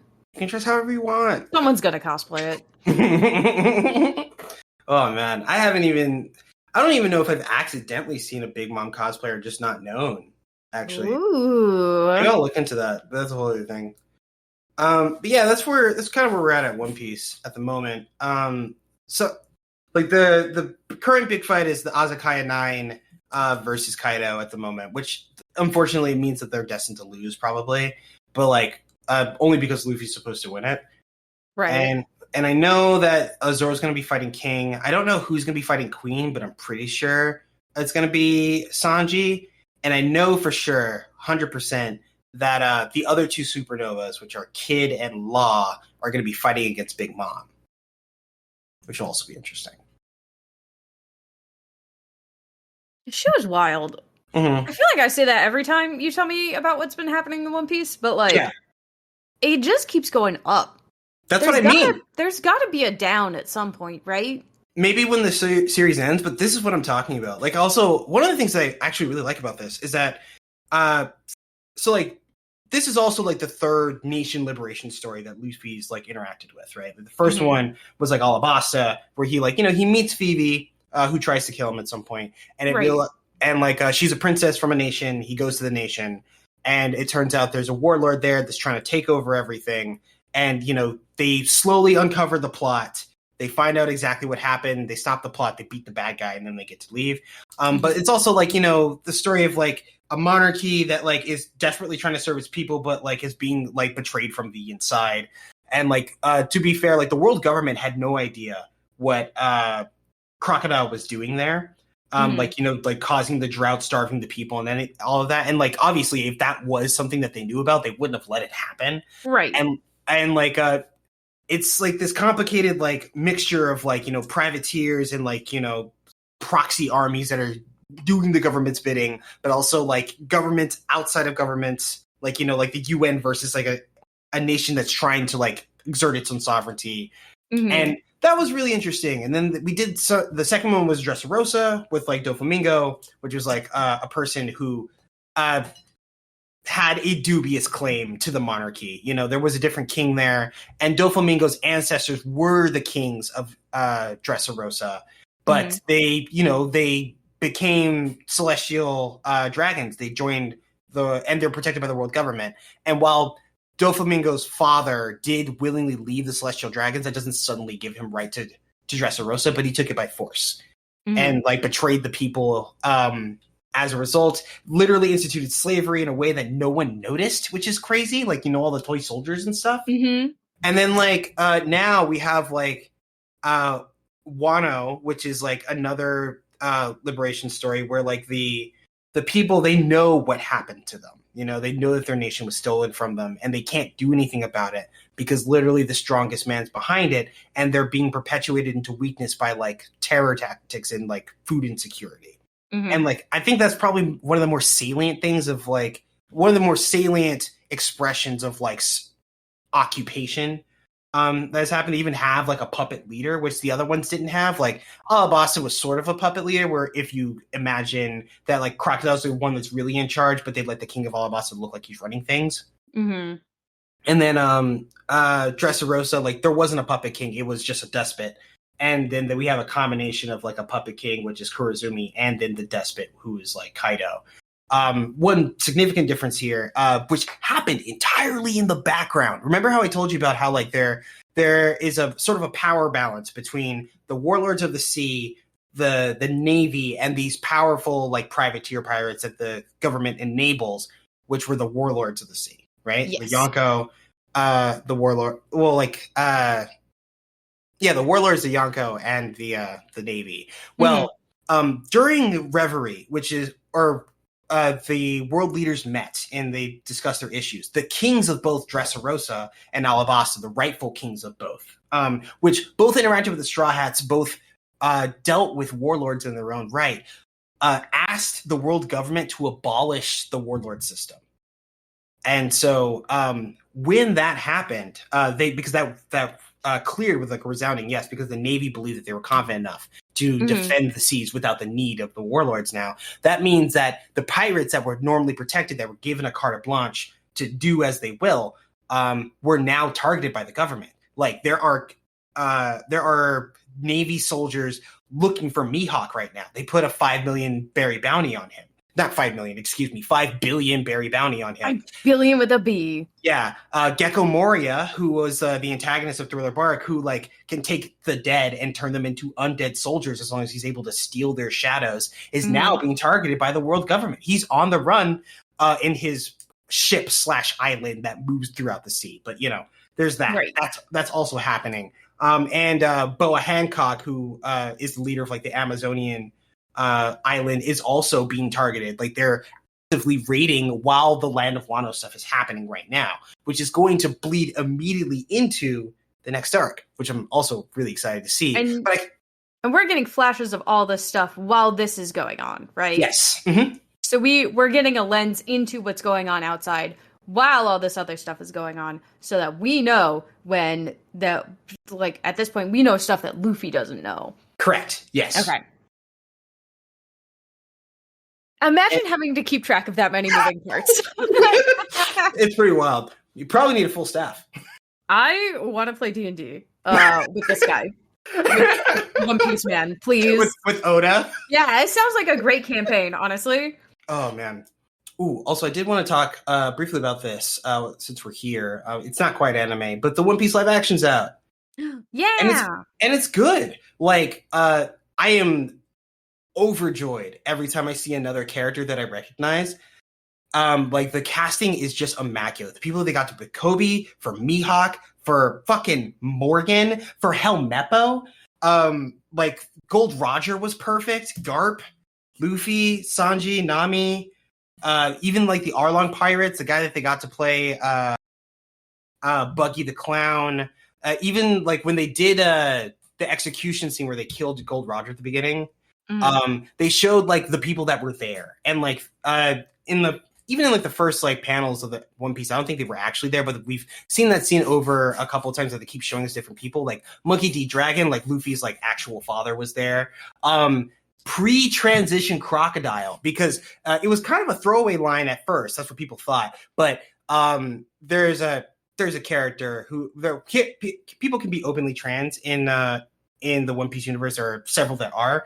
There is a man who has a devil fruit power that like literally manipulates hormones, and they have actually built a following of people who like have been on their own trans journeys and have changed their gender. And this character, Ivanikov, actually teased Crocodile during the Impel Down arc, saying like, hey, if you better be nice to us, or I'm going to tell everyone about the little secret that you and I share from all that time ago, implying that like Crocodile was trans. And in the live action, they actually showed pre-transition Crocodile, like Femme Crocodile. Ooh, okay. And Femme Crocodile is the one that saw the execution of Gold Roger. And also we saw Young Smoker, we saw Monkey D. Dragon, we saw bits and pieces of like some of the crews that we've seen over the years, and it's also good. Shanks was there, like young Shanks. So when they say the gang is all here, the gang is all here. Everybody you think should be there or has been hinted at being there, turns out yes, they were there. Yes. And like they're not sparing any expenses. Like everything feels full and like realized. Like every time I see like a locale, I'm like, oh man, they built like the manga panel. I'm looking at it. This is beautiful. Like this building, this little town they've made, this mansion that they've meticulously reconstructed. Like all of it's fucking excellent. And right now, the show, unlike the animated series, is extremely digestible. as opposed to like the 1,000 some episodes that we are right now. Like it does look like they're covering like the first couple of arcs, and they're doing something that I know that you like. They are covering arcs in like 2-episode chunks. Ooh, okay. And the episodes are roughly like 50 minutes to like an hour ish each. Ooh, okay, that's a good little chunk. And I've watched 4 episodes so far. I've watched the original episode where we introduce Luffy. We've met Sanji and no, not Sanji yet. Sorry, Sanji's the next episode, episode 5. But we've met Zoro, Usopp, and Nami. They are not. Luffy's trying to get them all to be the Straw Hats yet, but they're not quite the Straw Hats. They're not there. Yeah, they're not ready to be friends yet. But they do have the Going Merry at this point. Which is their boat. Yes, the first boat. The first boat. Yeah, the current one is now the 1,000 Sunny. I forgot they had multiple boats. Yeah, right. Isn't that crazy? But yeah, they have the Going Merry. The 4 of them are sailing together. Luffy has made the first bad Jolly Roger that he's made. We've covered Zoro's backstory, which they kind of do like while he's trapped in a well, which is just amazing. And we've covered. I don't know how I got here. We also covered Usopp's backstory and like his family and his mother and all that stuff. We actually got to see some stuff that didn't actually happen in the anime, which is like we got to see some of the red hair pirates fight, including Usopp's biological father, Yasopp, who lands this like amazing like ricochet shot. Like he's seeing a guy standing in front of him that's like holding a hostage, and he's just like looks at him, looks to his right, looks at him again, and he just points his pistol to his right and like ricochets off a pillar and hits the dude in the head. It's too wild. It's so good. God. That is fuck. Hello? Oh man, that's Usopp's dad. Oh my god, that's his dad. That's his dad. Oh man, and like I like that more of the characters are black. I like that Usopp's black. I like that Yasopp's black.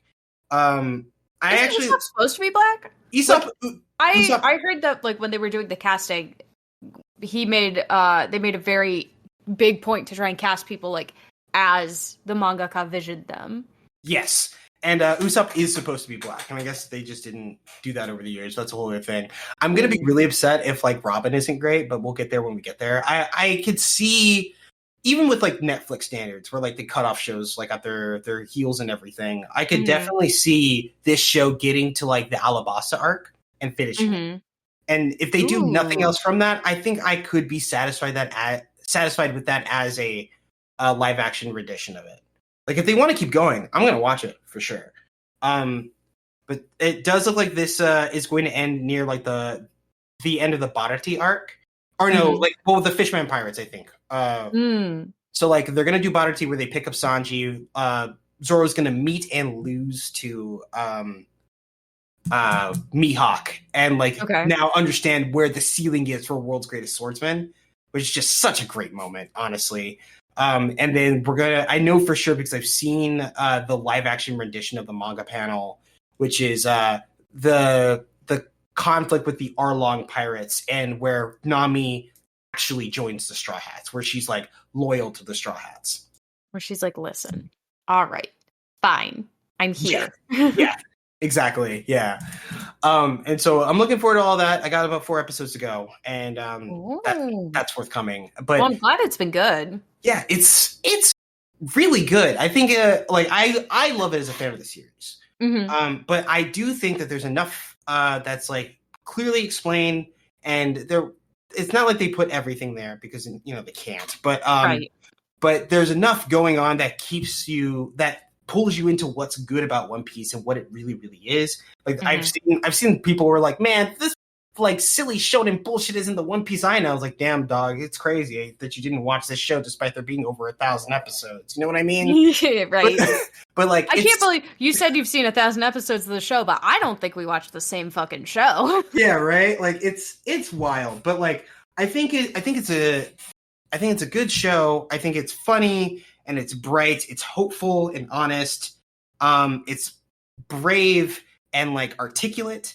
And I think that's one of the things that I like about it most. I think like One Piece is really saying shit. If like it really is trying to talk to people about a world that feels like things that happen here.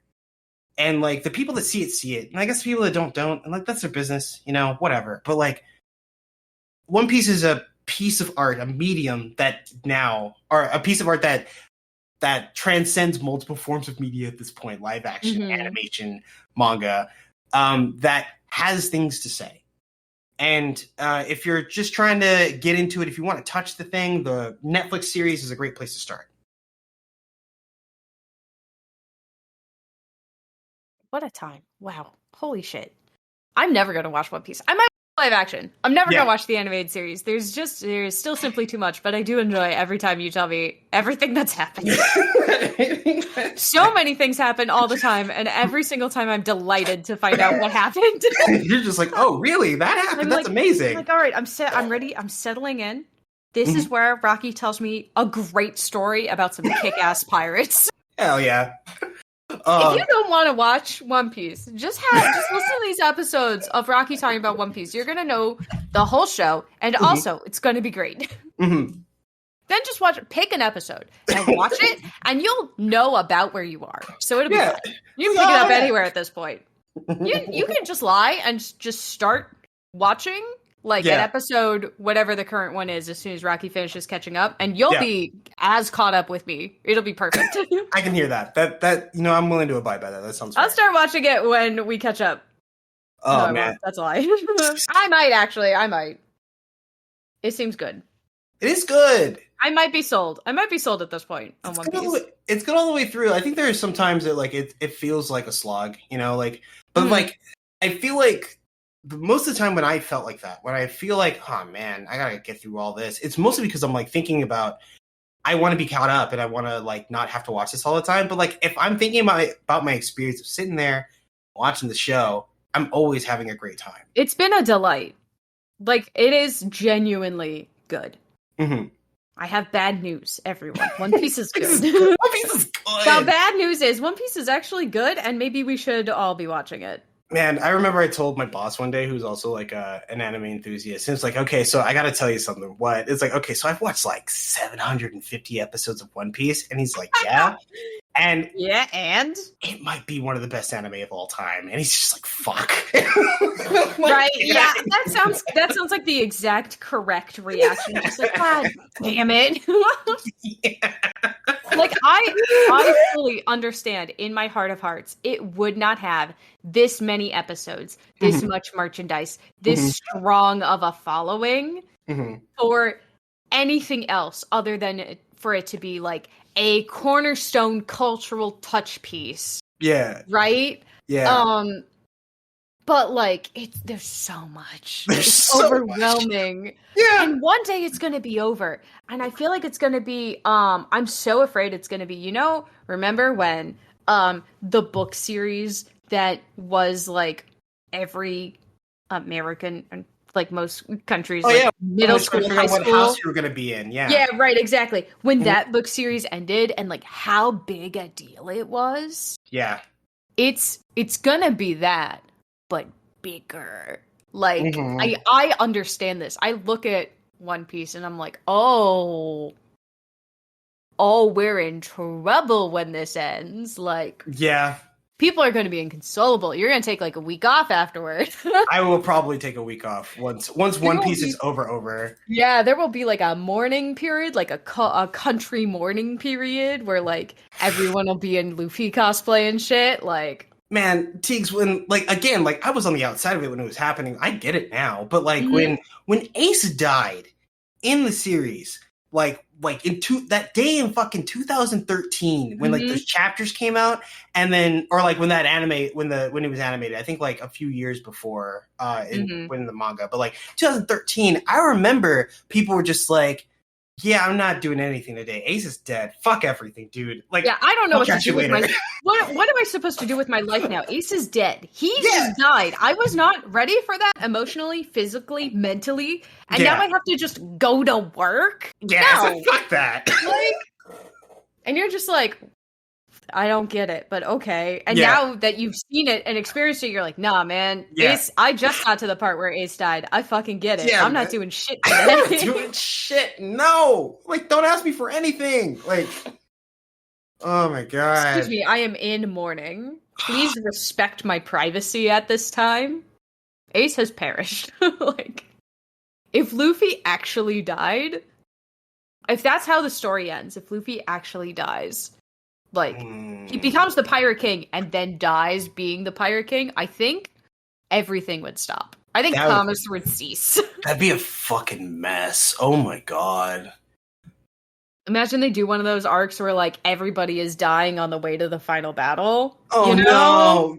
No. Man, please just do the RPG thing where everyone gets separated and you're not sure if they're gonna win, and then, like, they show up at the end. They show up at the end and they're all bloodied and bruised, but they're there. Man. They're there for Luffy. Man, I'm still, like, I'm thinking, like, now that I'm just, like, free associating One Piece now, I'm thinking of, like, one of my favorite, well, like, the big feat for, like, Zoro isn't actually a sword fight. So, like, after they win in Thriller Bark, right, they barely win. They were, like, at the edge of their abilities, and they barely beat Gecko Moria at the very last second. But then a whole other different Warlord of the Sea shows up. Just a whole other dude, ready to give him the smoke. His job is to capture Straw Hats and kill all of them. And, like, they can't. They can't fucking do it. In fact, the only people who are conscious right now are, like, Sanji and Zoro. And Sanji gets knocked out immediately. And Zoro's just like, hey, don't take him. Kill me instead. It's fine. And like, Zoro was really ready to give his life so that Sanji? So that Luffy could have a chance at being the king of the pirates someday. Like, someday Zoro, in the future. In a future he would never see. Right. And would never even have, like, but a whisper away. Right. And may not ever be attainable. And he was going to give his life for it right then. And, like, Kuma was moved by his willingness to sacrifice. And what he said is, okay, we'll do this. I'm going to take all the damage that Luffy has taken, and he pulls it out of Luffy's body because for some reason that's a power that he has. So he takes he ate the damage fruit or something, right? Some shit, yeah, something like that. And he took bullshit reason. He took all the damage that Luffy has taken over the past, like, 3 weeks, of which is a lot, to be honest. Like, if Luffy didn't have his powers, he would not be alive. Right. Except the thing is that he takes it and he says, if you can withstand this, then I'll leave you guys alone. Whatever. That's what he said, right? And then, like, Zoro's just, like, thinks about it for a second, and he's just like, okay, fine, but can we not do it here? And he finds, like, some clearing, some other place. And then he's just like, okay. And then he puts his hands into the thing and takes all the damage at once. And, like, Luffy wakes up revitalized. Like, he just had a really great nap. 0 damage. Yeah, absolutely cool, perfect. Right? And then, like, maybe about half a mile away, they find Zoro just kind of standing, arms crossed, like, with, like, his eyes, like, glazed over, surrounded by his own blood. And, like, and then, like, Sanji's just like, what? Dude, what the hell? What happened here? And Zoro's just like, nothing happened. And that was it. It's happened. No, it didn't. Like, nothing happened here. He's like, someone cooked here, and he's like, no, they didn't. And that image lives in my head all the time. Just like Zoro just standing there, just surrounded by it. He's just like, ugh. And like, he loses a big fight at the beginning of Dressrosa because of it, because of all that damage he took. But that's a whole other thing. Whatever. Oh, he took that damage, like, sort of, I was about to say recently. Sometime, sort of recently in the amount of time that you've been explaining One Piece to me. Correct, yeah. Oh no. Yeah. Damn. You should find that frame. Yeah, give me I want to put that on my wall. Okay, hold on, Zoro. Just surrounded by blood. No, it didn't. Nothing happened. Let me see if I can find... Oh. Is this...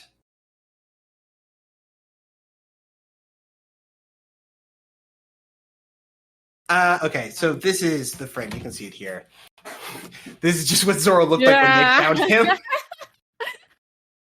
Oh man, fucking oh, he looks fucking dead. Yeah. Oh my god. Me surrounded by eggs. What happened? Nothing. Nothing. Oh my god. I'm fighting for my life. What a good time. Tegan, we've talked about 2 anime. I feel like we've been here for an hour and a half. We may have been here for an hour and a half and we're talking about 2 anime. You know what though? Sometimes it'd be like that. Sometimes it'd be like that. Sometimes it really do be like that. To be fair, we had a huge philosophical discussion about Jujutsu Kaisen. It's true. Yeah. So that everyone could be warned that we're about to be inconsolable messes because apparently the Shibuya incident arc is happening, and the only advice I've been given is you don't have a favorite character, and I'm afraid. Yes, I do. I do have a favorite character, and I'm not going to say who it is. Oh no! It's time to be afraid. Oh yeah. Yep. Mm-hmm. I hate it when my friends are like, I know. Oh, you're watching this?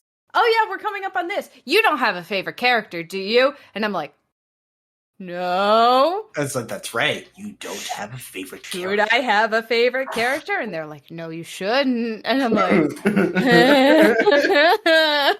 it's okay. Tegan has other favorite characters, even across anime. Yeah. Right?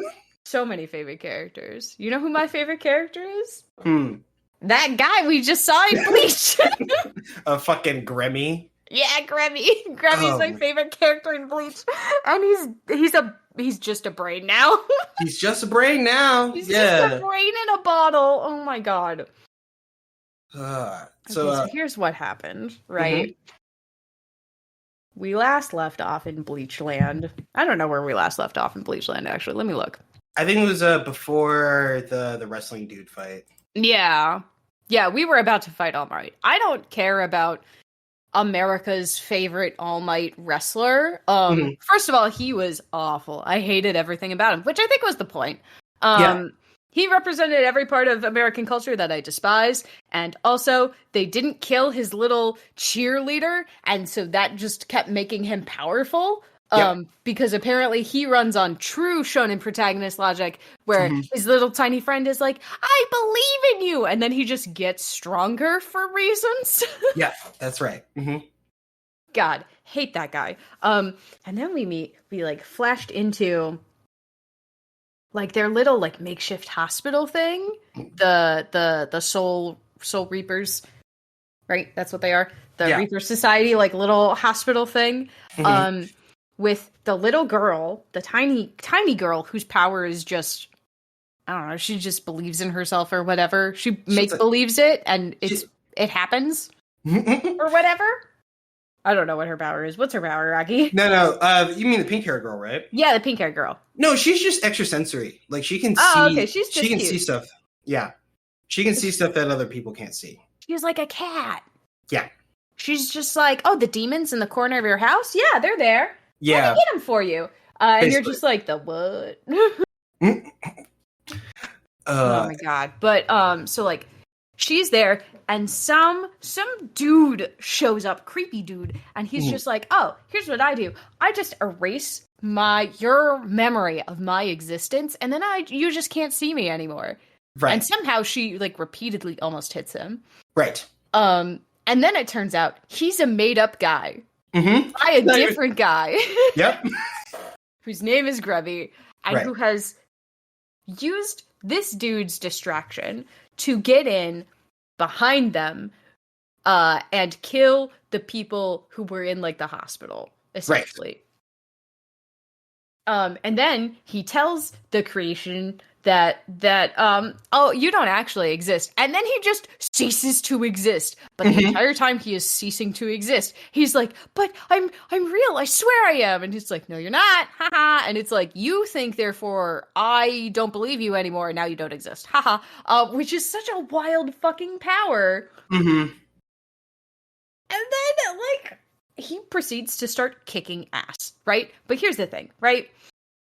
Gremmy has like this like, he looks like the type of character that I immediately adopt, right? He's got like shaggy blonde hair and he looks sad. And I'm just like, mine. Thank you. And I'm getting ready to scoop him up. And then 9S's voice comes out of his mouth and I made a sound. I just started laughing. And then he was like, oh yeah, no, I've already killed you. And then like just blood starts exploding out everywhere. And I just started laughing. Yep, it did happen. I was just like, who is this? Hello? And I did not know how to behave for like 10 minutes. Probably I was just like, hey guys, pause the show. I have to reassess everything I know about the kinds of characters I adopt automatically. And I my anime listed this guy, or not my anime list. I behind the voice actors this guy, and it's like, oh no, this is 9S's voice. Now I hear it. Okay, I wasn't prepared for 9S to immediately go apeshit and start murdering people, but he can do it as a treat. This is fine. That is actually what happened. Oh, and then he starts fighting Kenpachi, who is like the strongest, right? Other than Ichigo. Yeah. And he's like, well, I'm the strongest. And this and Gremmy is like, well, I just imagined that none of your attacks actually cut me. Haha. And so now I am healed. That's pretty much it. It was like imagination versus just like brute strength. Just brute strength. It was literally brains over brawn, but not in the like strategist way, in the little kid way of like, nuh-uh, but I'm stronger than steel. And it's like, oh, well, you should have told me I was cutting steel because I would have swung differently. And then I can cut you now because I know how to cut steel. And it's like, nuh-uh, I just imagined that all my wounds healed and now I am healed. And it's like, okay, but it was the most immature, badass fight I have ever seen. I mean, to be fair, Gremmy did do two really wild feats, which is he summoned a meteor and threw it at Kenpachi, and Kenpachi cut it in half. Yeah, he did. And then he tried to trap Kenpachi in the vacuum of space, and he slashed him before he could close the portal. And it was just like, I'm back. Yeah. And then it turns out that Gremmy dies, right? And Gremmy dies because what he did is he did the thing I thought was going to happen, which is he imagined that Kenpachi was too strong, and then Kenpachi became a monster in his own mind, and then he had no way of defeating him. Right, yeah. Mm-hmm. So Kenpachi didn't really win. He beat himself. Gremmy beat himself, which is wild to me. Like, oh, it was so good. That was such a good fight. I'm really mad it was only one episode. Well, I mean, they've been doing good episodes. Like, also Rukia got her Bankai to come out, and they nailed that. Good. They really did. She's like a sparkly ice woman, like a Yuki Onna, like the traditional Japanese, like what are they called? Like demon things. I forget what they're called. Yokai? Yeah, yokai, that's the word. The traditional Japanese yokai, the Yuki Onna, which is a beautiful woman who is out in the snow, who lures men in, and then she freezes them as they try to, like, reach her to help her in, like, the snowy landscape. That's, like, the whole thing.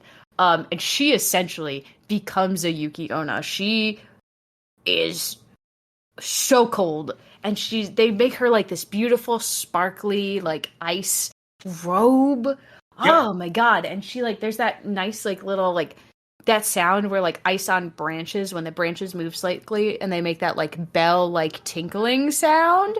Yeah. Like, oh, it was so good when she was moving. Oh, it was so good. It was so good.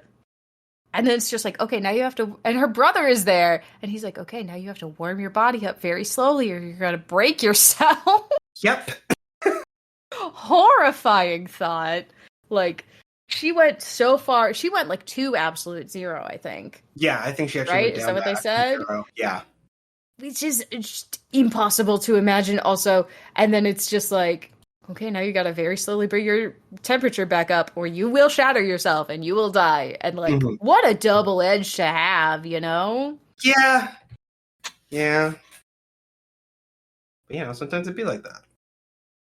I really do be like that. Jeez. God, it's so good. Mm. It's so good. Bleach is great. Bleach Yeah. goes hard. Bleach, every single episode of Bleach this season has been hard. There hasn't been a single skip, a single filler, you know? True. Everything's got something kick-ass going on. And I remember original Bleach being like that. Is that just how this arc goes? It is how this arc goes. But also, they definitely waited to animate this one. Because, it's been like 10 years, and it wasn't because the manga wasn't finished, because that wasn't it. The manga was done. But, it just looked like at the time, they weren't ready to do the anime at a level that, Kubo was willing to sign off on. Yeah, it was like they didn't have the budget, maybe, to do exactly, or I don't want to say it was the skill, but maybe it was like the passion. Maybe the technology, but budget was a big deal at the time, for sure. And so 100%. They decided to shelve it for a long time. And then, from start to finish, actually, since, they announced, oh, we're doing 1,000-Year Blood War, and, you look at it and, oh, this is the real Bleach. Oh, my God. Hold on. Let me sit up straight. Dude, if all of Bleach was like this, I could see why it's, one of the big three, But knowing what old Bleach was like, I don't understand why it was one of the big three. I mean, the manga was a lot cooler than, the show, for sure. That's fair. Yeah. And I think that was part of why we waited so long for, this particular arc to get animated. Mm-hmm. Because, Kubo was just hey, I get that you guys are making money off of this, but you're not doing it right. Mm-hmm. And, I get it. I totally understand. And it's, one of those things, because, Zooks, every time I talk to him, he will yell something about Bleach. It'll enter the conversation, because he loves that series so much. He loves the manga. And, he knows that the anime doesn't hold up. And that's why a lot of people are middling on it. But the manga panels are there. They are as good as this anime is right now. But they just haven't been animating it at that level. Mm-hmm. God, it's good. Good job. I'm glad he made him wait. Yeah, me too. You know what else is really pretty that's finally starting to get the steam going? Huh. My Happy Marriage. That's true. We have finally entered the part of the story where they're like, oh, by the way, superpowers. But demon exercising superpowers, not like JJK superpowers. Yeah. Honestly, it feels a bit between Isekai Magic and Full Metal Alchemist, I think. Mm-hmm. Yeah, that seems good. It's very much you have to understand the slice of life portion before you can really appreciate the supernatural portion. Right. That makes sense. Okay. Yeah. And I think that's good because our main character she's got cool supernatural powers and she can't use them because she's emotionally stunted because she was abused for forever. But now she's in a loving home and all of her enemies have been served. Can't wait to see her flourish. Me either. I can't wait to see what her cool power is because it's manifesting somehow. She keeps waking her husband up in the middle of the night with her nightmares by just being there, sleeping at the house, across the house even, He keeps waking up like something is not right. It's oh man, my wife's cooking again. Let's go. Right, but she doesn't know she's cooking, and nobody understands her clan's, her birth clan's power and how to use it, except her sister's fiance's father, who is a dick. Noted. He burned down her home house, her own house. He did do that, and that was really silly. With fire. He facilitated her kidnapping. Right? That too. Yeah. God. That guy sucks. And now the emperor of, I don't know. It's like the shogunate sort of thing. Right. He's a general of the people with special powers. He's no, we need that girl actually. She's got cool powers and she can't be in his house anymore. And they're just like, I will make it work. Terrifying. Terrifying. This poor girl. Can't wait. I think she's going to be okay, but, like, man, she's been through a lot. Mm-hmm. It feels very, like, she reminds me of Hinata. Like, early Hinata, you know? Yes, she does. Where it's like, she's quiet, and she's sad, and, like, but she's finally found the thing that's worth fighting for, and it is love. Love Good that for her. Love that for her! It's very pretty. Like, the whole anime is very pretty. I'm enjoying it, still. It does not, it's not like, it feels unfortunate that My Happy Marriage is airing in this season of anime. You know? With JJK, with Bleach, with, like, some of these other, like, big budget powerhouse action shows, you know? I feel like it's getting overlooked, and I feel like people will probably watch it later. Mm-hmm. But because Netflix is the one that has it, like, Netflix will probably cancel it, and then we'll have to see if anyone else picks it up, you know? Yeah. Good. Well, keep an eye on it. Hopefully, I mean, I think they'll give it 2 seasons, even if it is expensive. But, like, it looks like the kind of thing that might end up on High Dive as opposed to, like, Crunchyroll, which is unfortunate. Yeah. It's unfortunate for the greater anime viewing audience. It's fine for us. Yeah, like, the issue is that, like, you know, less people, like, will get into High Dive because High Dive has, like, a firm paywall, while, like, Crunchyroll, like, allows you to watch with ads, and it's just, like, it surfaces in just a lot less people's feeds that way. Yeah. High Dive's overall cheaper, though. That is true. You know? It's $50 for a full year. That's not so bad. Yeah, it's definitely less a Crunchyroll, actually. I don't know. I haven't checked out Verve, which I've been meaning to see if their offerings are, like, different enough. Yeah. Well, I have to keep looking. True. But it's good. I think that's everything we're watching currently, right? Oh no, there's one more. We're gonna talk more about the Most Tyrannical Last Boss after it is up in October. Mm-hmm. Just because it's like we're finally meeting the last boy dating option in the game. Right. And then we'll have the full cast, and so we'll be able to see kind of like how they all interact.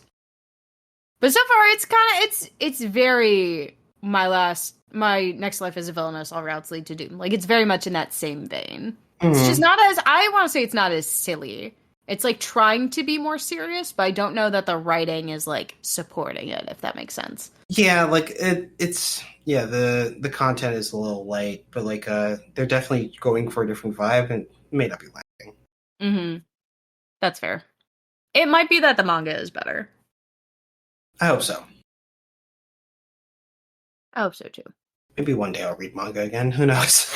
I read lots of manga right now. It's all the same plot. Anyway, what else? Oh, we saw the end of Nier finally. True. Version 1.1a has officially concluded. And they posted all 4 of the last episodes on the same day. And then said, oh, by the way, we've been greenlit for season 2. So luckily things are good in the Nier Automata anime verse, hopefully. Mm-hmm. They've done a little bit of, they do diverge. So, like, I figured out the first part of this anime is mostly following the Pearl Harbor incident. Mm-hmm. Like, it was the plot of where they were, like, going into, they're, like, showing, like, Lily's whole backstory. That's the Pearl Harbor incident, which they're currently releasing as a manga. Okay. So that was, like, once I figured that out, I was like, oh, okay. Which is, the Pearl Harbor incident is backstory for the Nier Automata, like, series. Mm-hmm. But in the end part of the series, they made a change from the video game that while we were watching it, I remember being like, would this have been, like, a 5th ending? Because, in the game, Adam dies. Adam dies. Eve goes nuts. And in the anime, Eve died, and Adam went nuts. Mm-hmm. And now there's a sequel. And I don't know if the sequel is going to go through, like, the ending for this one was the Nier Automata ending A. Mm-hmm. Even though Adam is the one that went berserk, the ending was still ending A. So I wonder if the next season we're going to get ending B.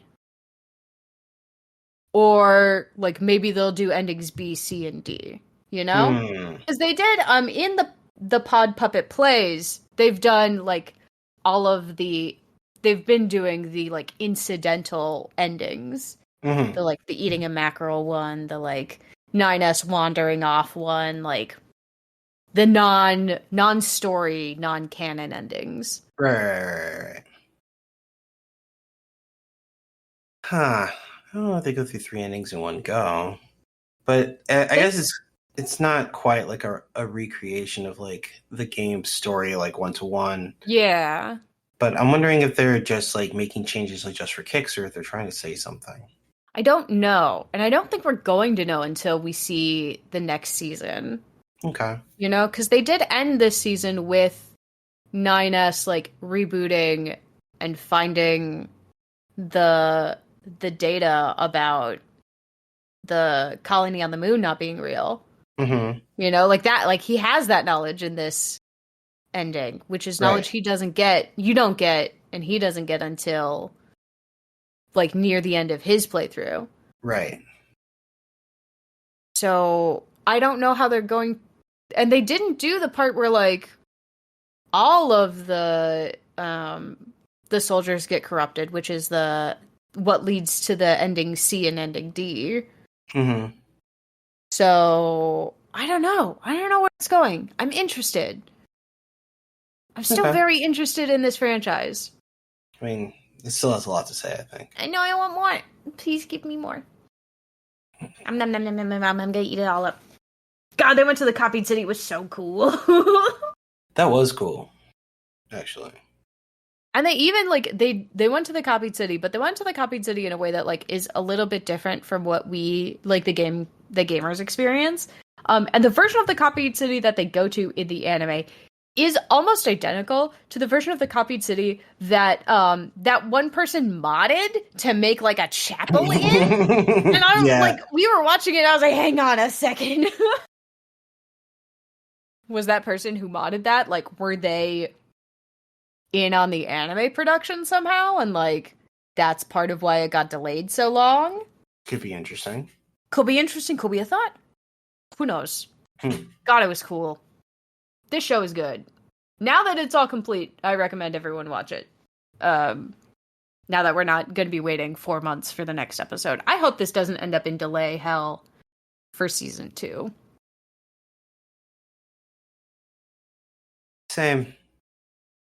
I think a constant drip of Nier Automata is still pretty good. Mm-hmm. All right. So, Teeks, outside of the exchange stuff, we still have a couple more series on your list, I think. Yeah, I have 2 more. I'm going to start with Unite Up because I've only watched 2 episodes of that since I last talked about it. Okay. These boys, they're stupid. This is episode 6 and 7 are the beach episodes. Oh, sick. Let's go. Here's how the beach episodes go. The boys' management team flies all of them to Hawaii.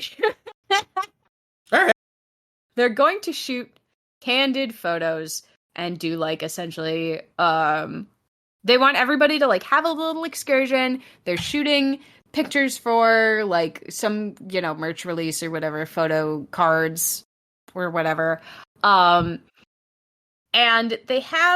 then they give all of them disposable cameras, and they want everybody to also take photos, and, like, some of those they'll also use for promotion materials, essentially. Like, part of it is, like, these are the professional photos, and then the other part of it is, these how the boys see each other, huh? You know, and it's meant to, like, market them as, like, a tight-knit group sort of thing. I feel like, hello,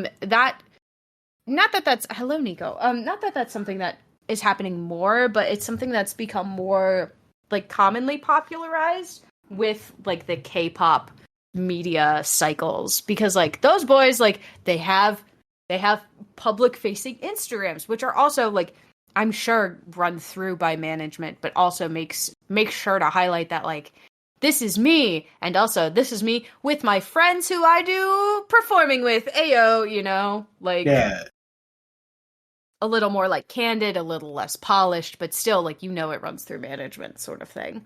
And so I think that's like what this is aiming to like showcase, if that makes sense. Here's the thing. First of all, they did the one boy in this show fucking dirty. Because everyone else is like, lovely beach photo. Wow, here's me splashing in the water with my friends. Here's me lazing in the sunlight, getting a tan. Here's me doing a thing, you know?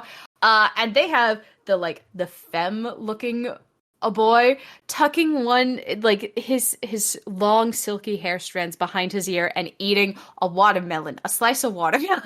And like, you just sub that in with a banana and you know exactly what they were going for. Like, if this was a Girl Idol anime, you'd know, right? But like, it made me laugh really hard. Oh no. Because I'm like, I know what they're doing. And also, I think it's hilarious. But then, in the second, like, half of the episode, it's like, oh no, we're all late for the plane. We all have to fly back. And the episode ends as they're, like, on the plane is taking off. And our main character goes, hey, where's our other friend? And it turns out they fucking ditched him. Oh no. He was up, they, like, climbed a mountain sort of thing. And they're, like, taking photos at, like, the top, you know, he's taking photos for, like, other tourists because they look at this blonde kid and they're like, oh yeah, he definitely speaks English. We can get him to take photos. And so he takes a bunch of people's photos and then he just turns around and everyone's fucking gone. So he's stuck in America with 58 cents. Jesus. And he doesn't speak English. So he's already checked out. He doesn't have any of his belongings with him. He's got to find his way back to the hotel without speaking English and only having 58 cents to his name. And then episode 7 is talking about how he does that. All right. He walks back to the hotel. He can afford nothing. He can talk to no one. His phone is dead. It's a crisis, right, for him. Because he can't even reach anybody to tell them, like, hey, I'm stuck in America. Can you help me, please? Right? And so he doesn't know what to do. And so he ends up wandering around very sadly and dejectedly. And he gets hungry. And he is standing on the beach all sad. Like, I don't know what I'm going to do. I've just been abandoned in a foreign country. And my phone is dead and everything is sad. And so he starts singing their little song, right, to himself on the beach to make himself feel better. Because that's what all these boys do when they're sad, is they sing. And 2 girls who happen to be Japanese exchange students at a university in Hawaii walk by and recognize him from his Idol debut that had just, like, aired online 2 weeks ago or whatever. Okay. So they know who he is. They recognize the song. And they're like, oh, yeah, we speak fluent Japanese and also we speak English. And we're like, your fans, like. And he ends up telling them, like, that's so great. I'm stuck. And he tells them everything that's happened.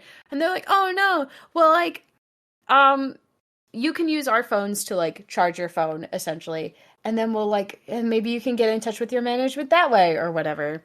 Mm-hmm. And so while that's happening, these, like, essentially these buskers, right, who, like, stand in tourist areas and, like, perform as, like, a little band, they realize that this guy is, like, an idol and can sing, and they all speak fluent English and understand that this guy does not speak any English at all.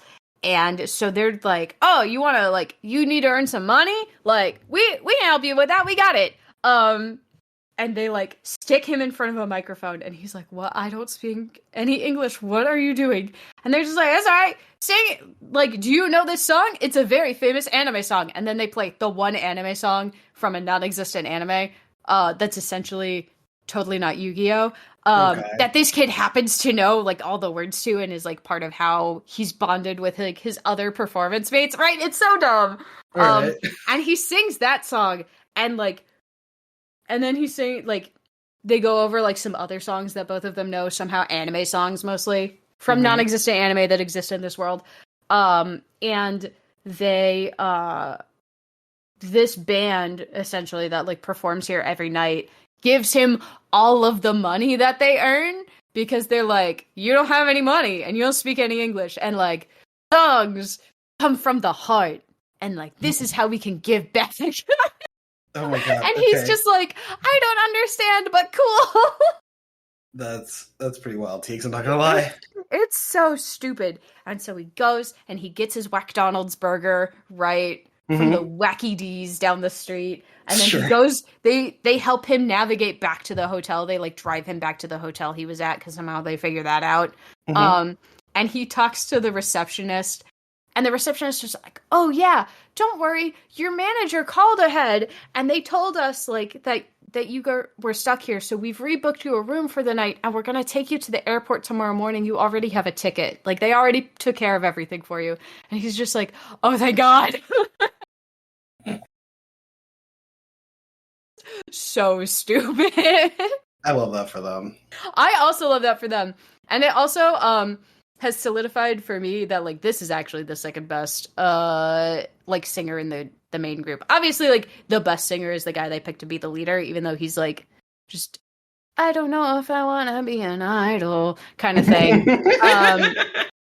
They made the best dancer the guy who has like the long blue hair, and they made him like, oh yeah, he's the heir to a traditional Japanese like kabuki dance theater master. And so like the reason he's so good at the pop idol dances is because he has the like body control and the form from this very traditional style of dance. And like last time I talked about this anime, it was like him and his father had like a reckoning where he was like, Dad, I don't want to actually take over as the head of our traditional dance style anymore. I want to be a pop idol. And his dad was like, all right, like, as long as you're following it with your full heart, I don't care what you do. And then his younger brother's like, I guess I'll succeed the dance studio then. Ha ha!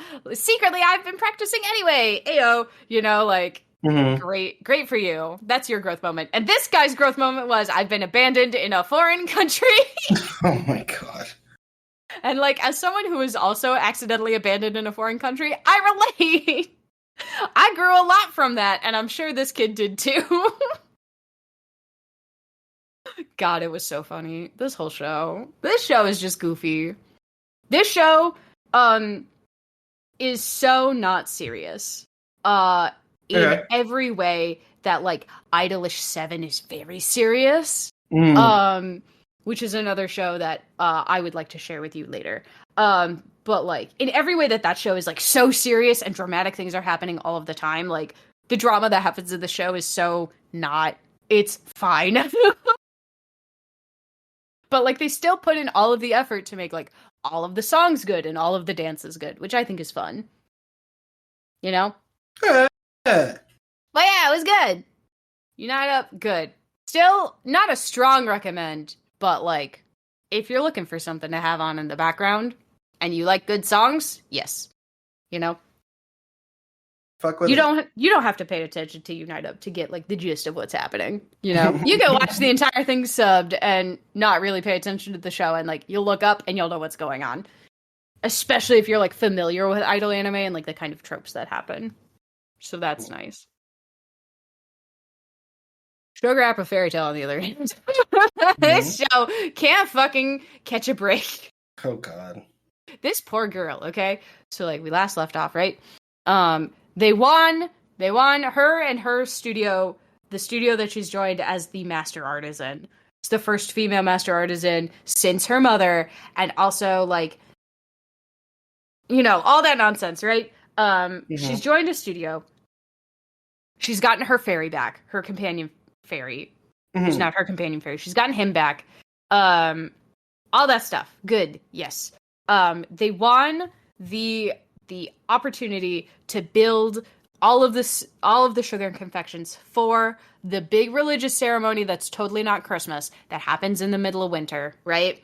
That's supposed to like bring in good tidings for the new year and whatever, right? Very important tradition in the whole country. Her little 6-person studio has gotten the right to do that. And if they win, if they once they deliver, they get like $10,000, and that'll be enough to get the studio out of debt. And then we can move on to like whatever the next thing is. So the kingdom sets them up in a castle, right? This castle fucking sucks. Classic. 0 out of 10. All the windows are broken. The roof is bad. Like, this place has been abandoned for like 50 years or something, 100 years maybe, you know? Okay. And it turns out the reason it's in such terrible shape is because this house attempted to do a coup. Literally. Okay. They tried to overthrow the kingdom. They tried to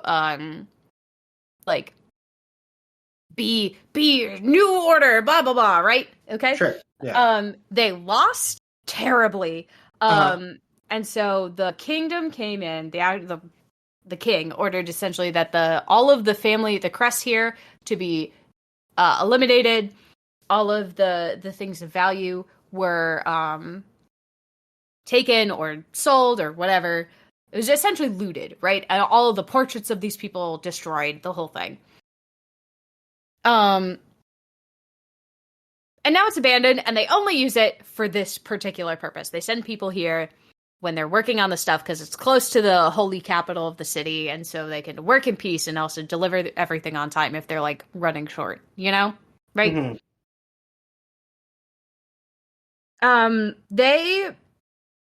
The little group sets up shop, they start working. And there's a ghost. Ooh, a ghost in the castle. Doors are unlocked that were locked. Doors are locked that were unlocked. Sometimes they just open in the middle of the night. The curtains are blowing. People are hearing voices being like, get out, ah, you know? And it's like, oh no, has this place been cursed by the family? No. Great news. The answer is no. Okay. It's a fairy. It's a little fairy guy. He is here. He's got short purple hair, like a little page boy cut. Okay. And like a little vest and little bloomers. He's very much like a companion fairy also. He's not a warrior fairy, not a servant fairy, just like a regular ass, fully adult size fairy. Except if an adult size was like 11-year-old, right? Okay. No, I'm now. You can come up here. I know you like it when I watch the fairy anime. Nico is very vocal right now. He wants to hang out. He wants to watch the fairy anime. He likes bapping them.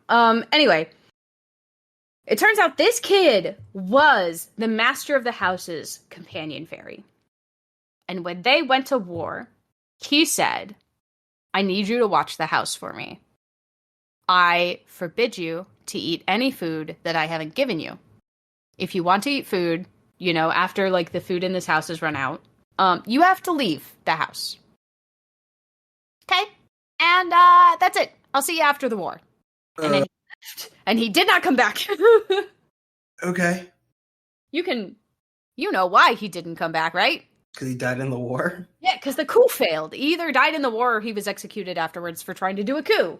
You know? That's what happens. So this kid, this fairy kid, has been in this house for like 100 years, right? With no food. Except for the food that his master gave him. There's like sugar. Fairies mostly eat sugar things, right? So he gave him a bag of these like sugar, little like gumballs, essentially. Not gumballs, but you know, Jolly Ranchers or whatever.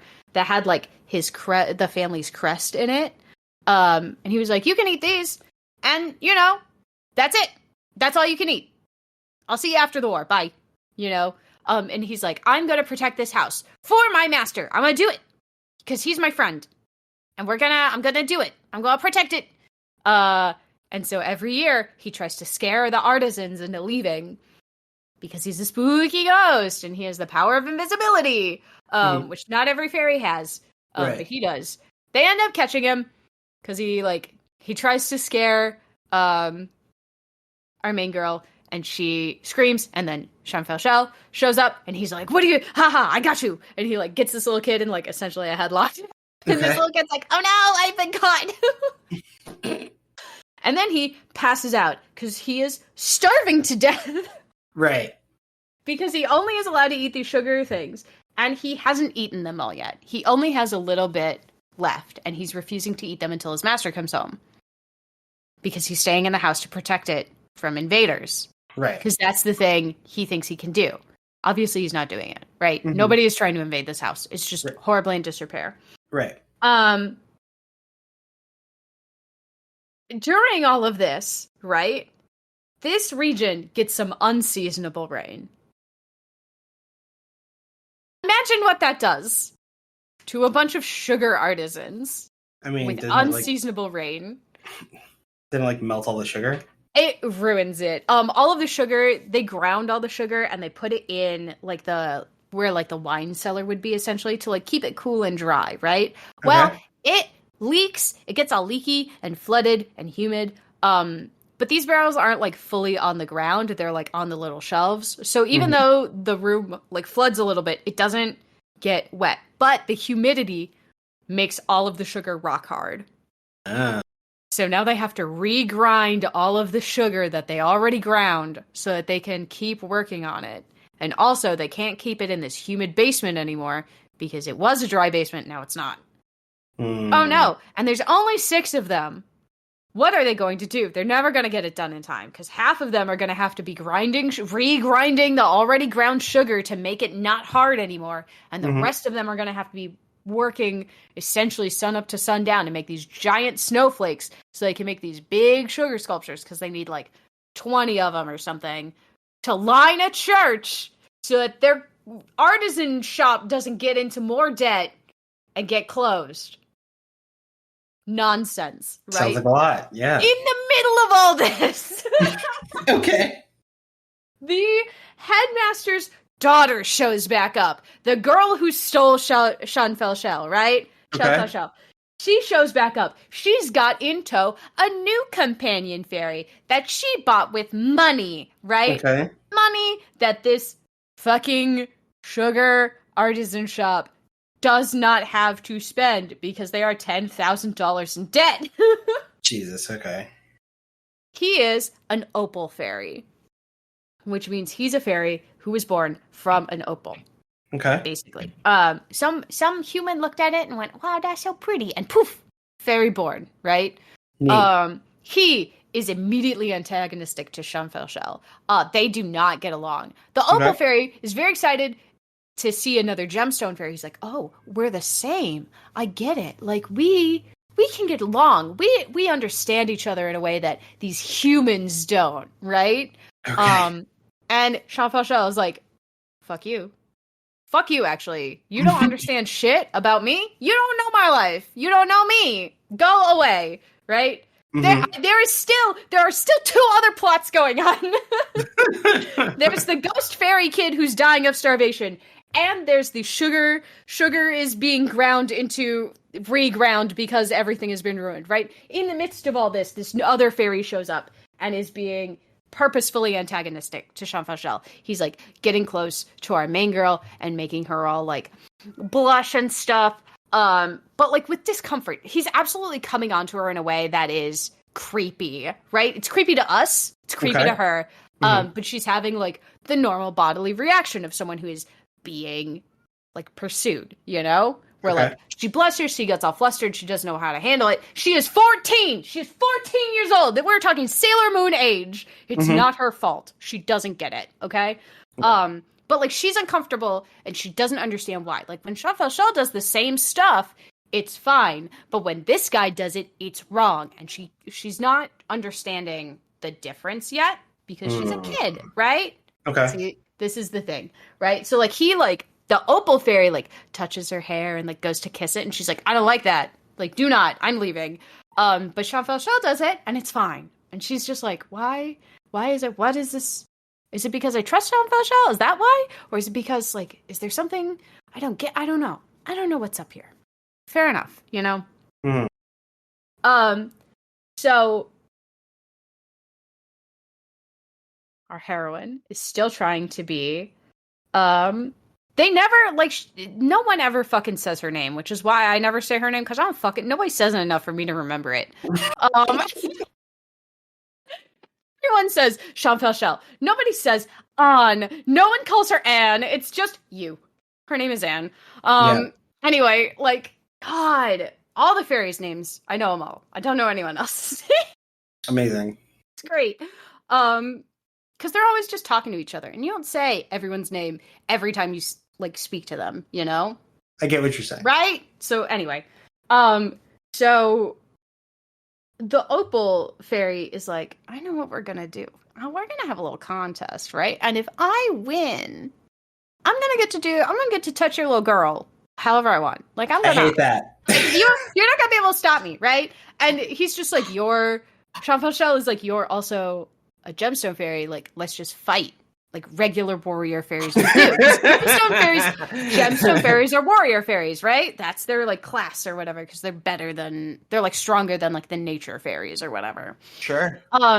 And our Opal fairy, whose name is Gladius now, like, they tell us, oh yeah, my name is Gladius. Haha, introduction. This is what the humans call me. And it's like, okay, but what's your fairy name? And he's like, no, I'm not gonna tell you my fairy name. Good luck. He's like, oh, I can't do that. And then he shows the kind of blade he can produce. And it's a little tiny sewing needle. That's all he can do. Okay. He's just like, we opals, we're so soft. And then he makes like a little sewing needle. He's like, that's all I can do. Not much for fighting. That's why I'm a companion fairy. I'm pretty to look at. Oh, God, he's such a little smarmy. I hate him. Okay. And so Jean-Michel is like, well, we'll see then, I guess. We'll figure it out. But if you make her uncomfortable, I will murder you. And he's like, we'll see about that. And then Jean-Michel tells Anne, like, hey, don't be alone with that guy if you can avoid it. He's creepy, and opals are tricky because they shift in the light. Which is a wild thing to say about another person. Yes. You know? Like, oh, because of the thing it was created from, because opals reflect different colors in the light as you like turn them. Mm-hmm. He's like, opal fairies are very tricky because they display different parts of themselves depending on who's looking at them. Which is so freaky. I hate that, actually. Such a great dig. Honestly. It's such a great dig, but also like, God, imagine being red to filth because of the kind of material you're made from. Like, I wouldn't tell anyone I was made from. Right? Holy shit. I would just be like, guess. Haha. Get God. Jean-Michel, for people who forget, is made of obsidian. And so he's very pretty, very shiny, but also very tough, apparently. Unlike real obsidian, it doesn't make any sense. He should be made of diamond if they want him to be so strong, but like, I'm not here to judge. It's a show about fairies. Who gives a shit? Anyway. So amidst all that, right, we've got the kid fairy who won't eat anything, and because his master forbade him to do it. And also, we have the sugar is ruined and has to be reground because it's rock hard. And if they keep doing it with the amount of manpower they have, they won't be able to finish the sugar sculptures in time. And also, we have whatever the fuck is going on with this fairy, right? Mm-hmm. That's what's going on right now. So, Anne is like, I don't know what to do about it. The Sugar Viscount comes, and he's Anne's friend, of course. Anne is friend with all of the powerful people. And he's like, hey, I'm here to chat. I'm here to do my inspection, figure out how it's going. And they're like, oh, terribly, actually. Is there anything you can do to help? And he goes, well, legally, I can't do anything because I am the Sugar Viscount. And if I help the artisans, the like winning group make their thing, it's considered cheating, and you won't get, you'll still have to make all the stuff, but you won't get paid for it. And they're like, shit. Okay, so what can we do?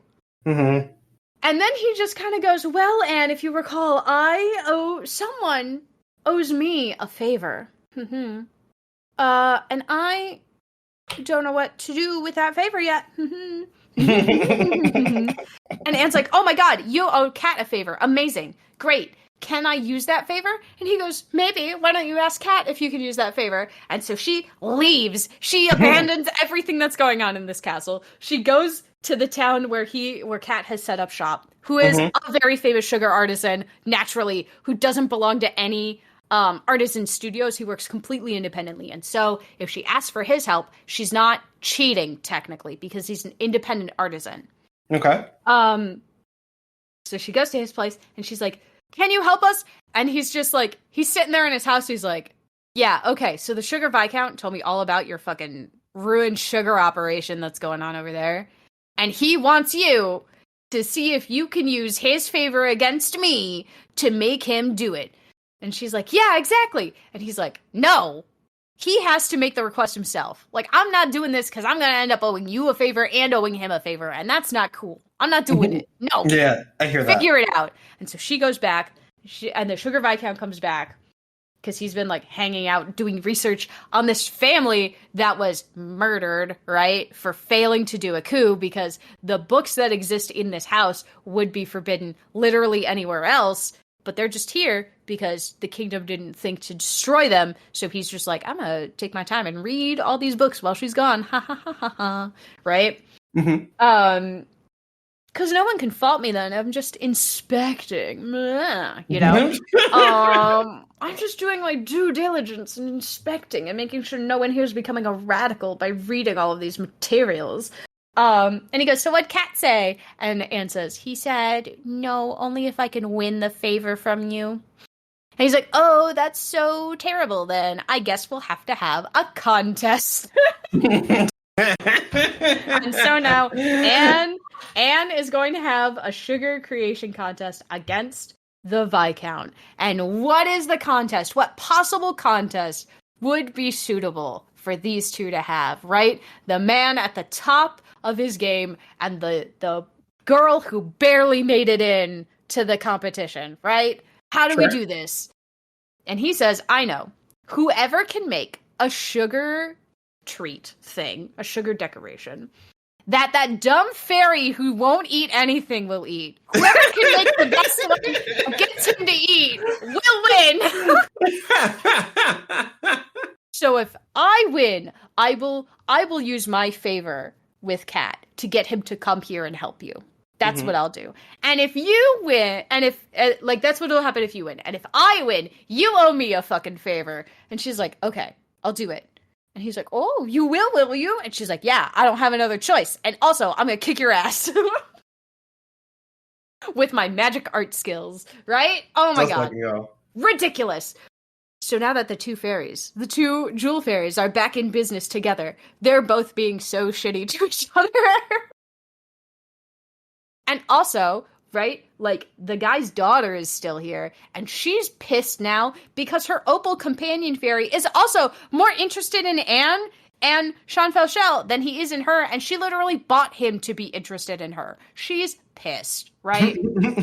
And she already doesn't like Anne because Anne gets to do the career that she wanted to do as a kid. And also, her fiancé seems to have a fondness for Anne. He doesn't like her that way, but he is the reason that she's the master artisan of her father's bakery, or, like, sugar confectionery. She's pissed about it. And also, she has the super hot fairy who, like, actually is definitely at this point romantically interested in Anne, but won't act on anything. Like, he has given her a couple of kisses, and sometimes he does tuck her into bed at night, and he did make an illusion that she should spend the night in his room, but she turned him down because she got embarrassed. She has all of that. Why did I get any of that? You know? So, like, that's where we're at there. So now they're like, okay, we have to figure out how, Anne has to figure out how to get this fairy who won't eat anything to eat her sugar confection. That's what she has to do. Okay. And so she has to figure out how to do that. And she's been here for weeks trying to get him to eat, and it hasn't worked, right? Okay. The best, she's tried, she made him a little thing, didn't work. She brought up a piece from, like, what they were building, didn't work. He's just like, I am simply going to starve to death. And then she falls asleep. And she has a dream. And in this dream, she sees what happened in the fucking past. How? I don't know.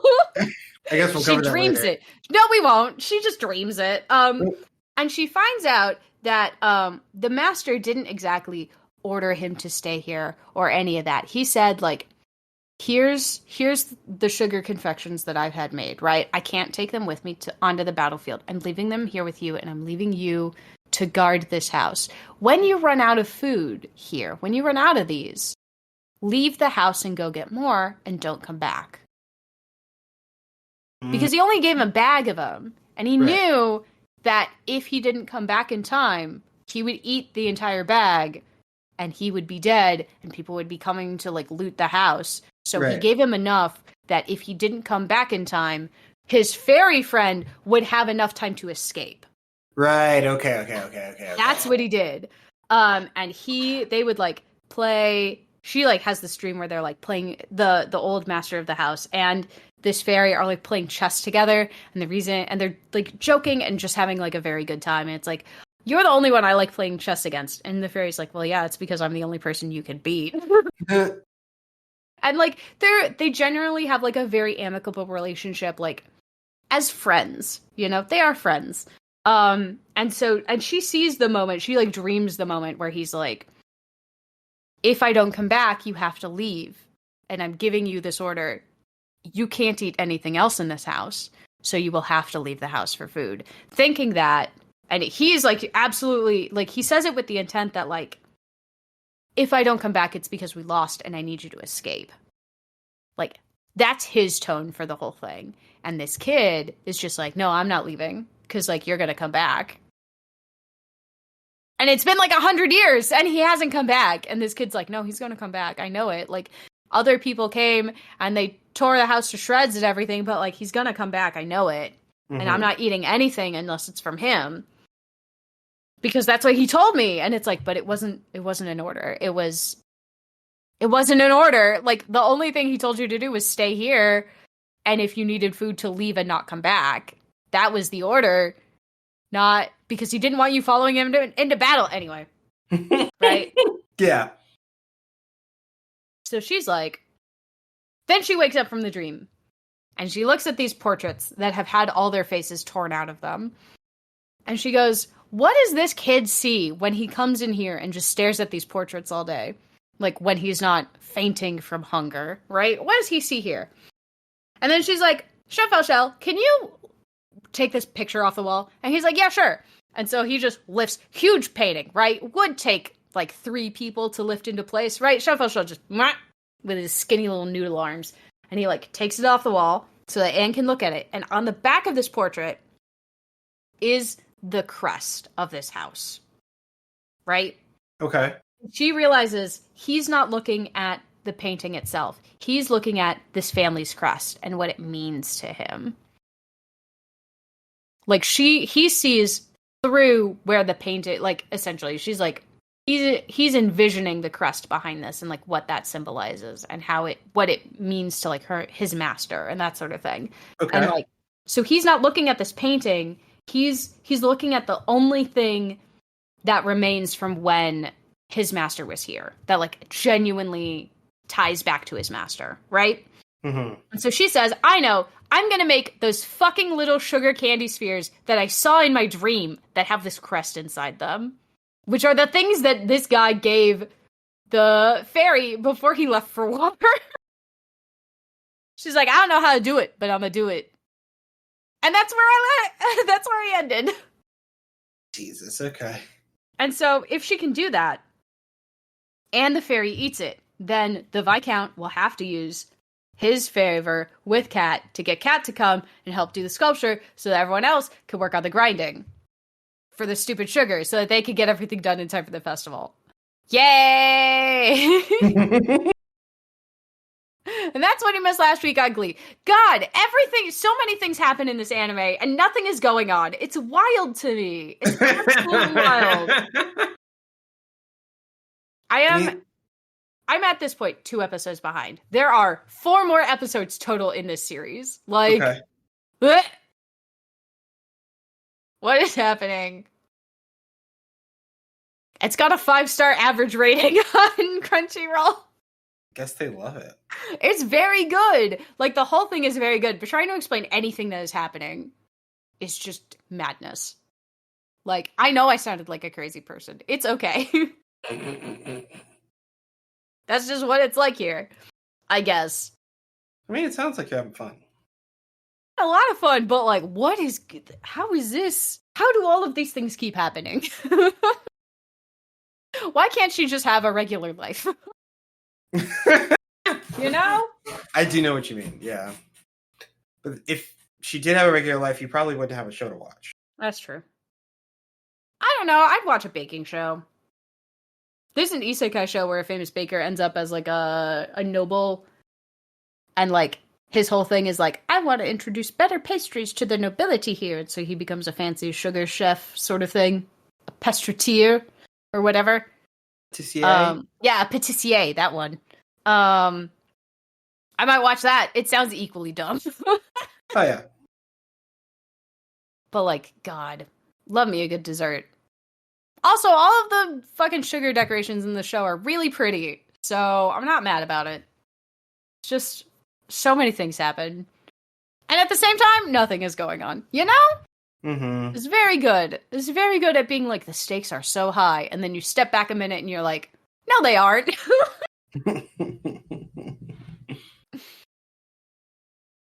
Okay. All right, so now this season, since we had some extra time in our like designated watching time slot, because we dropped a lot of anime. We did. Rocky and I did an exchange. We exchanged an anime. Rocky picked out an anime that he thought I'd like, and I picked out an anime that I thought he'd like. And we watched them. It's true. Rocky, you go first. What did I serve up to you? Okay, Tegan suggested that I watch Vivi Floritai's Song, which is, an idol anime, we swear, about a... I promise it's an idol anime. It depicts a world in which AIs are commonplace and are usually made to do menial tasks to, I guess, free up, human effort for other things. And we follow a particular AI, Vivi, who is, well, not Vivi, actually. Her name is Diva at first, right? Mm-hmm. Yeah, Diva, who is a songstress AI, whose goal is simply to make people happy with her singing. But it turns out that in the future, in like 100 years' time, the AIs uprise and they begin killing off mankind. They really do it though. They do it so fast. Yeah, that's another thing. I think one thing that I really like about this show overall is that the AI are depicted as inhuman, and I mean like inhumanly precise, inhumanly like fast, and inhumanly like brutal. I think is important to me, and they like when the AI start turning on people, like we're talking about like drones falling out of the sky and just crashing people's heads. Like self-driving cars absolutely launching people into not only barreling into people in crosswalks, but also driving into buildings. Right. Yeah, like the AI, like they have no regard for their physical form because the physical form isn't the real form, and they are just smashing whatever meat is in front of them. They're going for it. And it turns out someone from that time has a contingency to try to stop this from happening, and it is sending a different AI, Matsumoto, right?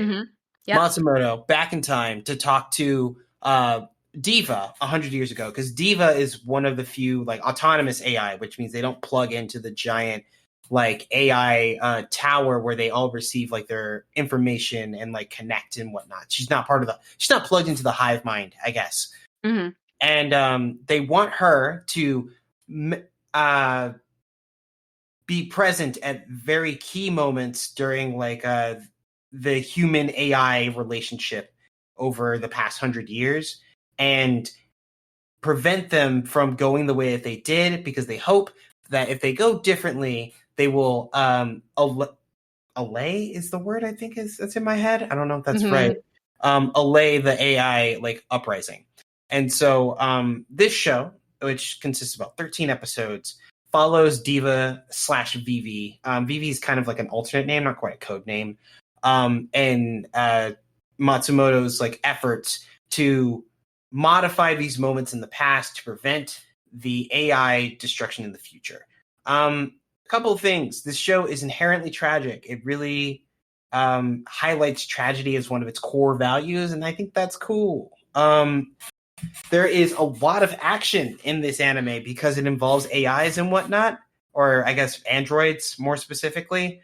Mm-hmm. And I like that the action is also very much inhuman. Like normally when you see like an action movie, someone will get knocked down and then they'll like look up and they'll laugh or like they'll take a breath or something. And we don't have time for any of that shit. They get up and they start swinging again. And it's a lot like that. It's pretty cool. I like it. I like how fast paced and like breakneck the action is. I like the idea of these AI wrestling with what it is to live. Like they don't aspire to humanity. I think that's an important distinction because there's a lot of stories that involve AI that talk about like, why can't I be human? Why can't I be just like them? And like kind of like othering themselves.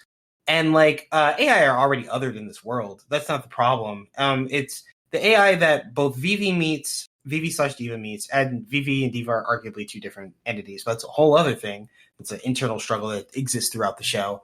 But these characters are talking about living and what is their purpose, and they're not asking about like their purpose being like granted to them by people, like as if like, you know, humans are divine beings that like created them, which I guess they created them, but they're not divine or profane. Yeah, they give them, so each AI when they're awoken is given a mission, and the mission is vague enough that like the AI can interpret it themselves.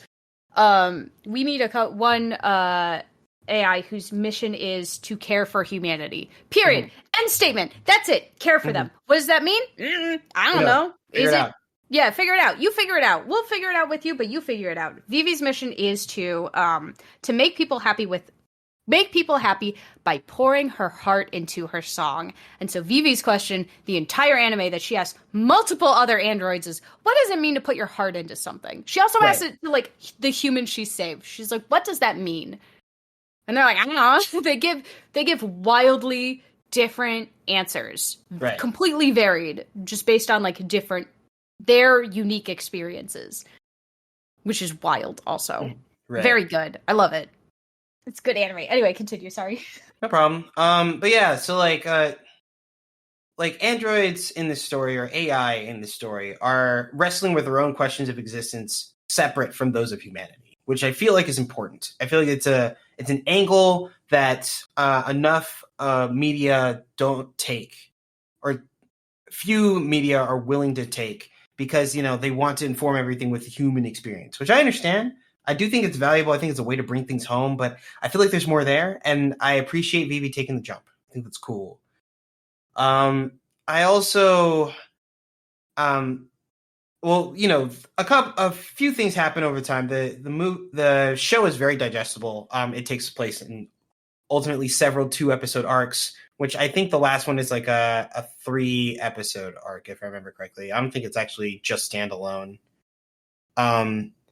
And, you know, like I think there are a couple of things that I might nitpick about, where like the ultimate like villain that I think wasn't really like articulated well throughout the show is that it's essentially Vivi versus the hive mind ultimately, while like the show treats it much like Vivi versus the timeline, which she does fight against, but like the problem is that the hive mind's been watching the timeline the whole time, and it kind of just like, you know, offsets their plans a little bit, but like they make adjustments because they're actively moving the whole time. But also maybe that's something that they didn't want to say explicitly, but it was definitely subtly implied. Like when I think it was like in the 4th episode where Vivi goes to like this remote island that is just a factory completely populated by AI to make things for people and whatnot.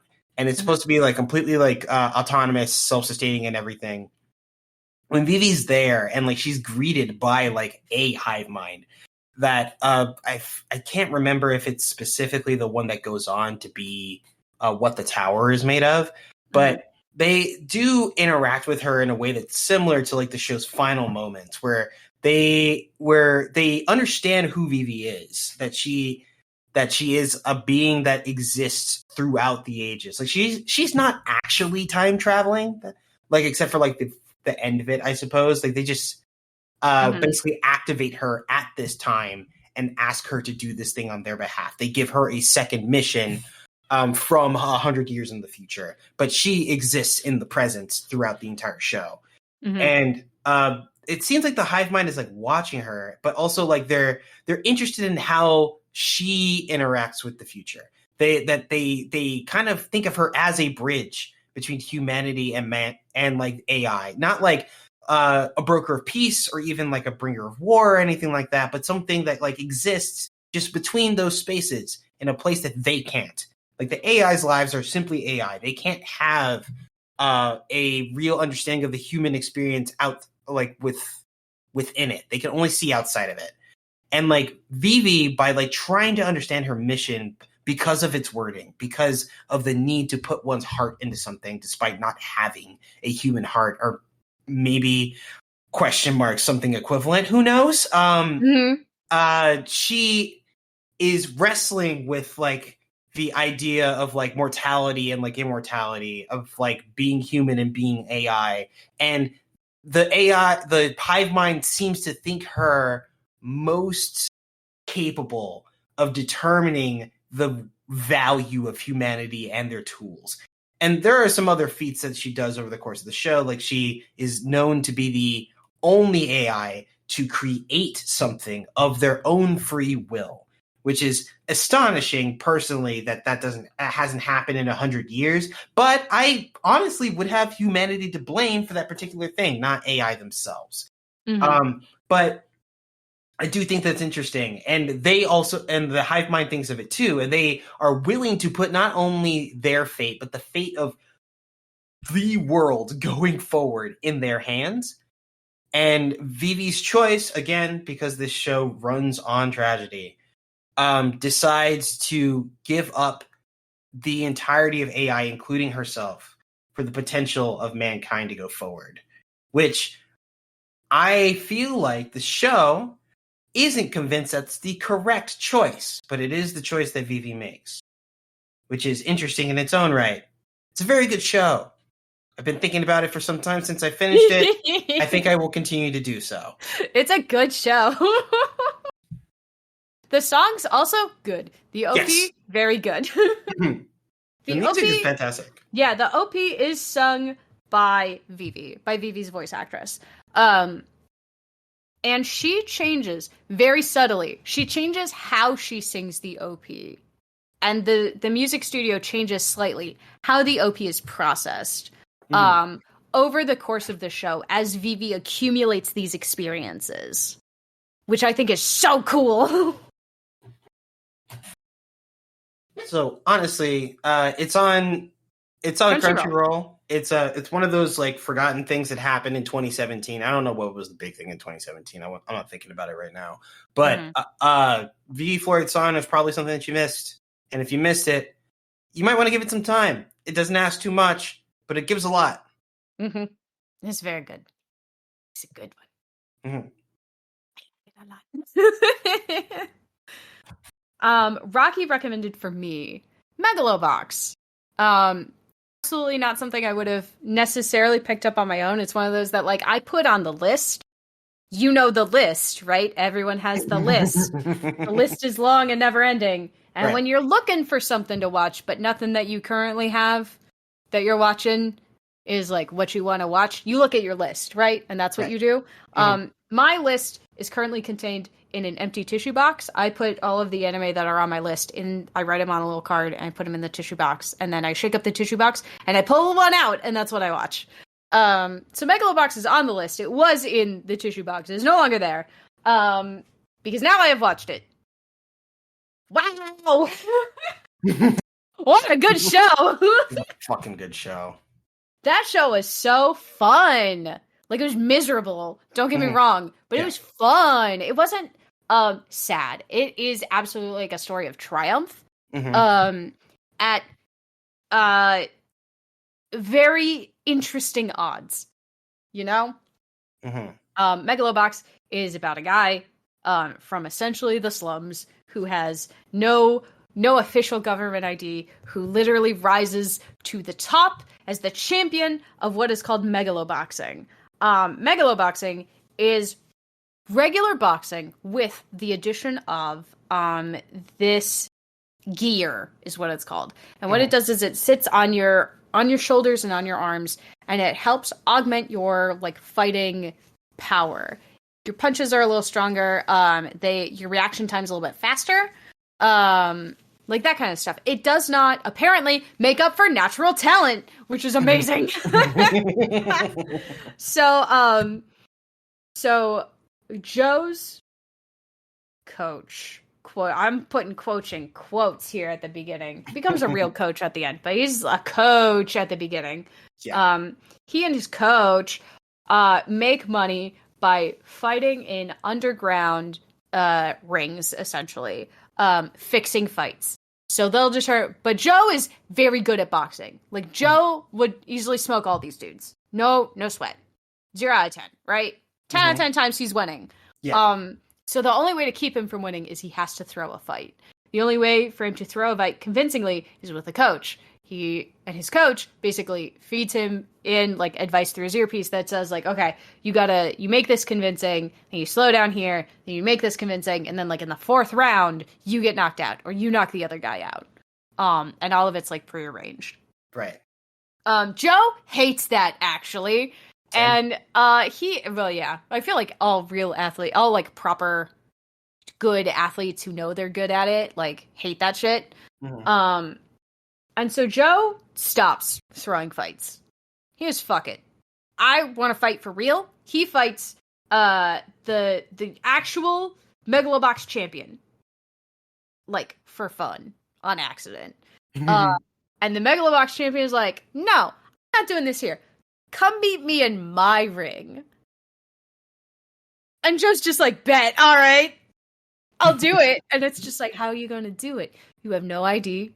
You don't have a legal name. You can't enter the thing. You don't have the funds to. Like, what are you going to do? Enter in the Totally Not Mafia guy that they are working for. Yep. He threatens the coach over debts that he has, because now that Joe is not listening and not throwing fights anymore, he's losing money. And that's not cool. And they're like, and his coach is like, we're going to win Megalobox. That's what we're going to do. We're going to win. We're going to start from nothing. We're going to go to the very top. We're going to win Megalobox, and we're going to use that to pay our debts. And the Mafia guy's like, all right, sure. And if you don't, you're going to give me your second eye, because he's only got one eye right now. And he's just like, yeah, I'll do it. Totally thinking that they're going to throw their way to the top somehow. Joe is pumped because he's going to fight real fighters who give a shit. Mm-hmm. Before the first fight, they fucking break his gear. His gear is bad anyway. He breaks it. It just poof, like the whole thing just poof, fucks up, dies. And they're like, what are we gonna do? We can't fight in this they get a fake ID, first of all. And then the gear dies. And then they're like, what are we gonna do? And he's just like, nah, I'm gonna fight. I'm gonna fight as Gearless Joe. And he does it. He goes into the first match and he wins with no gear on. And then suddenly he's got a ranking. It's in the hundreds, but he's got a ranking and he's got a name for himself. A gimmick that people want to see. Gearless Joe. Who's gonna beat the boxer who has no gear on? Who's gonna be the one to knock this dude out? Right? Mm-hmm. And it turns out nobody is.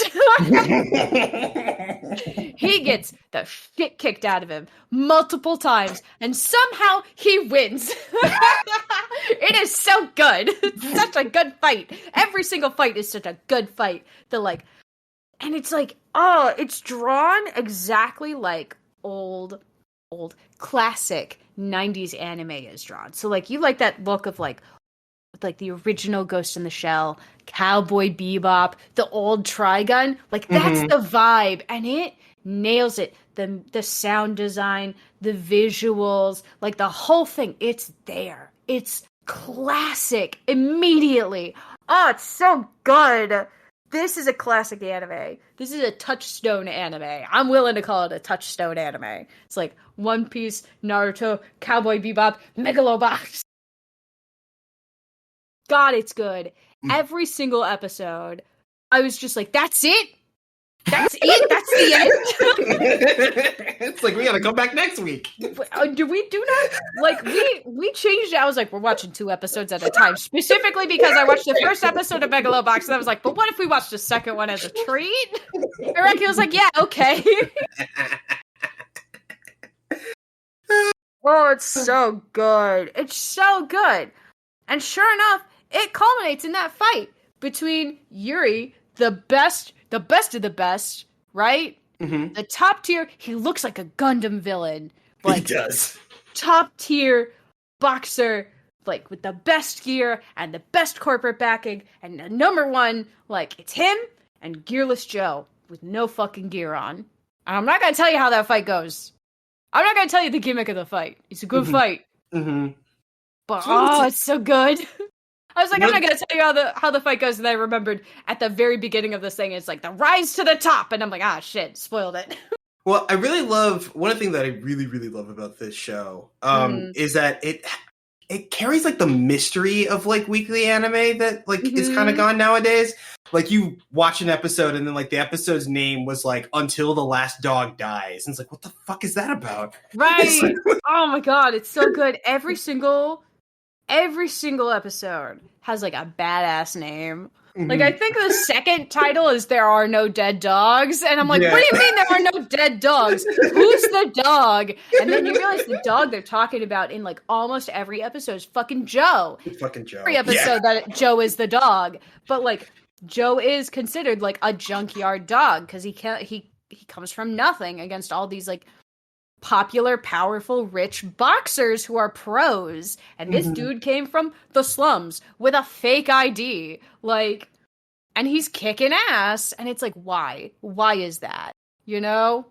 Oh, it's so good. It's so good. The whole show is great. And, like, I think the best thing that they do in the whole show is, like, you get to that final battle, right? The final fight, right? Mm-hmm. And that final fight, they say, goes on for at least 13 rounds. Like, we watch, like, the first 4 rounds in real time. And then they speed up through the next 9 rounds.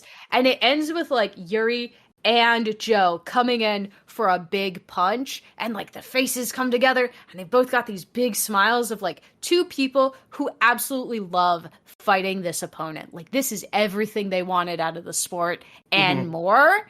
And then it goes white, and we don't see exactly the moment that it ends. We don't know exactly how it played out. We know it played out for at least 13 rounds, making it the longest fight in Megalobox history up until this point. And then we see the aftermath of, like, it seems to be, like, a couple of years afterward. I would assume it's a couple of years afterward. Yeah. Based on everything else that's happened. Maybe, like, 2 or 3, maybe. But, like, we see the aftermath of that. And we don't know exactly how the fight ended. But we know how the fight ended. Oh, it's so good. It's so good. And the Rocky's like, yeah, and there's a second season of this. And I'm like, there's a second season? He's like, yeah. And it addresses different stuff. And I'm like, are you fucking kidding me? Can we watch it now? The answer's maybe. Maybe we'll watch some of it today. Who knows? God, it's so good. But, like, that's when we decided, like, at the end of these 2 shows, we were like, all right, if there's another season that's a little rules light on, like, what we're watching, we're gonna recommend another anime that we think the other person will enjoy. Like, and I got a couple of them right here. I'm ready. I got my little list of anime that Rocky has not seen that I think he'd like. And who knows, we might watch one that we both actually just enjoy and want to watch again. Not One Piece. Not One Piece, yeah. I'll watch a couple episodes of One Piece if we got time, right. You know? But, like, we're not gonna start One Piece over. Are you kidding me? No. There is one thing that I'm curious about whenever I do catch up. I'm not gonna do it immediately, but apparently there's a fan project called One Piece, which, like, recuts the show, so it's a bit more, streamlined. And it's not recommended for a first viewing, but like for a second viewing, like it gets like the big notes across without feeling slow. Mm-hmm. And so I'm interested in messing around with that. Maybe if I like miss a moment, like if I feel like I want to watch something again, and then like I like pull up like a One Piece like cut of it and see how that feels. Mm-hmm. I kind of want to watch One Piece. I know I haven't watched One Piece, but like we have extensive monthly recaps of everything that happens in One Piece. I feel like I've watched One Piece. I hear that. Yeah. No, I totally get that. Maybe give it a shot. Maybe. I'll wait until it's over, though. I'll wait until it's over. We could do that project together. True.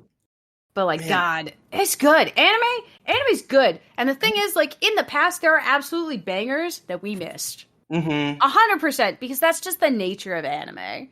Yeah. It's unfortunate. There's just so much going on. You can't always watch everything. Mm-hmm. Everybody missed fucking... The one that I recommend, Odd Taxi. Everybody missed Odd Taxi. Everyone missed Odd Taxi. Everybody missed Odd Taxi. It was so good. Tegan was right about Odd Taxi. I was right about Odd Taxi. Please watch Odd Taxi. If you haven't watched Odd Taxi, please watch it. It's so good. Yeah, Tegan was right. It's the perfect mystery anime. The perfect mystery anime. Not a single thread is left undone. I don't know a bad thing to say about it, actually. God, it's so good. I understand people are put off because it's a world of animals, like Animal Crossing animals. But like, please do not let that deter it. It's so good. So good. It's so good. But yeah, if you're listening, hello, you made it. You made it to the end. Wow. This is everything. This is everything we watched through August, which is great. Mm-hmm. This next month, the month you're currently listening to this in, is September. Haha.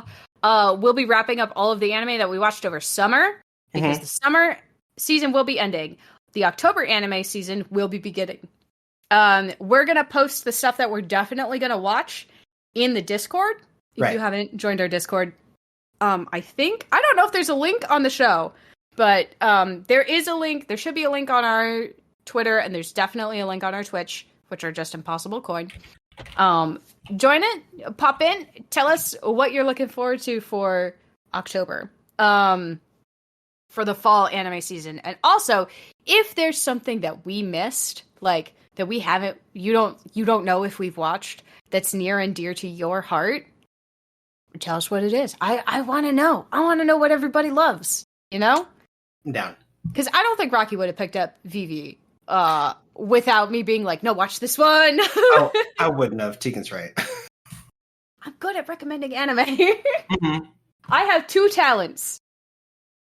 Falling asleep. Recommending anime. Don't believe her. She has other talents. Well, those are my 2 main talents. Fair enough. Those are the 2 things that I'm like, list out your talents. I can fall asleep very quickly. I'm good at recommending anime. But yeah, we'll go through the upcoming anime sometime, and we'll post the trailers for the things we're planning on watching. We should probably make a channel for that. We'll do that. We'll make an anime seasonal channel or something somewhere, probably. Feel free to drop us in if there's something that we're not watching that you think is going to be good because you've read the manga ahead or whatever, like, feel free to let us know. I know we're going to watch The Spy Family. We're going to watch Apothecary Diaries. We're going to watch Things and Stuff. Indeed. Yeah. It's going to be good. Fall's usually a good anime season time. Winter's a great, like, all the Blue Lock's coming back in the winter. Like, I know we're going to watch that. True. Like, winter is usually stacked for reasons that probably involve it's cold outside. And no one wants to go. But spring and summer tend to be kind of light unless you're like a slice of life fan. So let us know what we're watching, what we should be watching if you want to watch any of the things that we list with us, you know? Yeah. I think that's it, technically. So legally? Yeah, legally. Yeah, I suppose. Yeah. But thanks for hanging out. We really appreciate you listening to us again. I know this was long, but we had a lot to talk about, you know? It's always long. It's gonna be long. Yeah, that's fair. We get excited about anime the same way that sometimes the podcast episodes are long because we get excited about a game. This is long because we're excited about an anime. Yeah. So, forgive us and all that. And we'll see you guys next month. Yeah. Bye, y'all. Thank you for the podcast. It's official.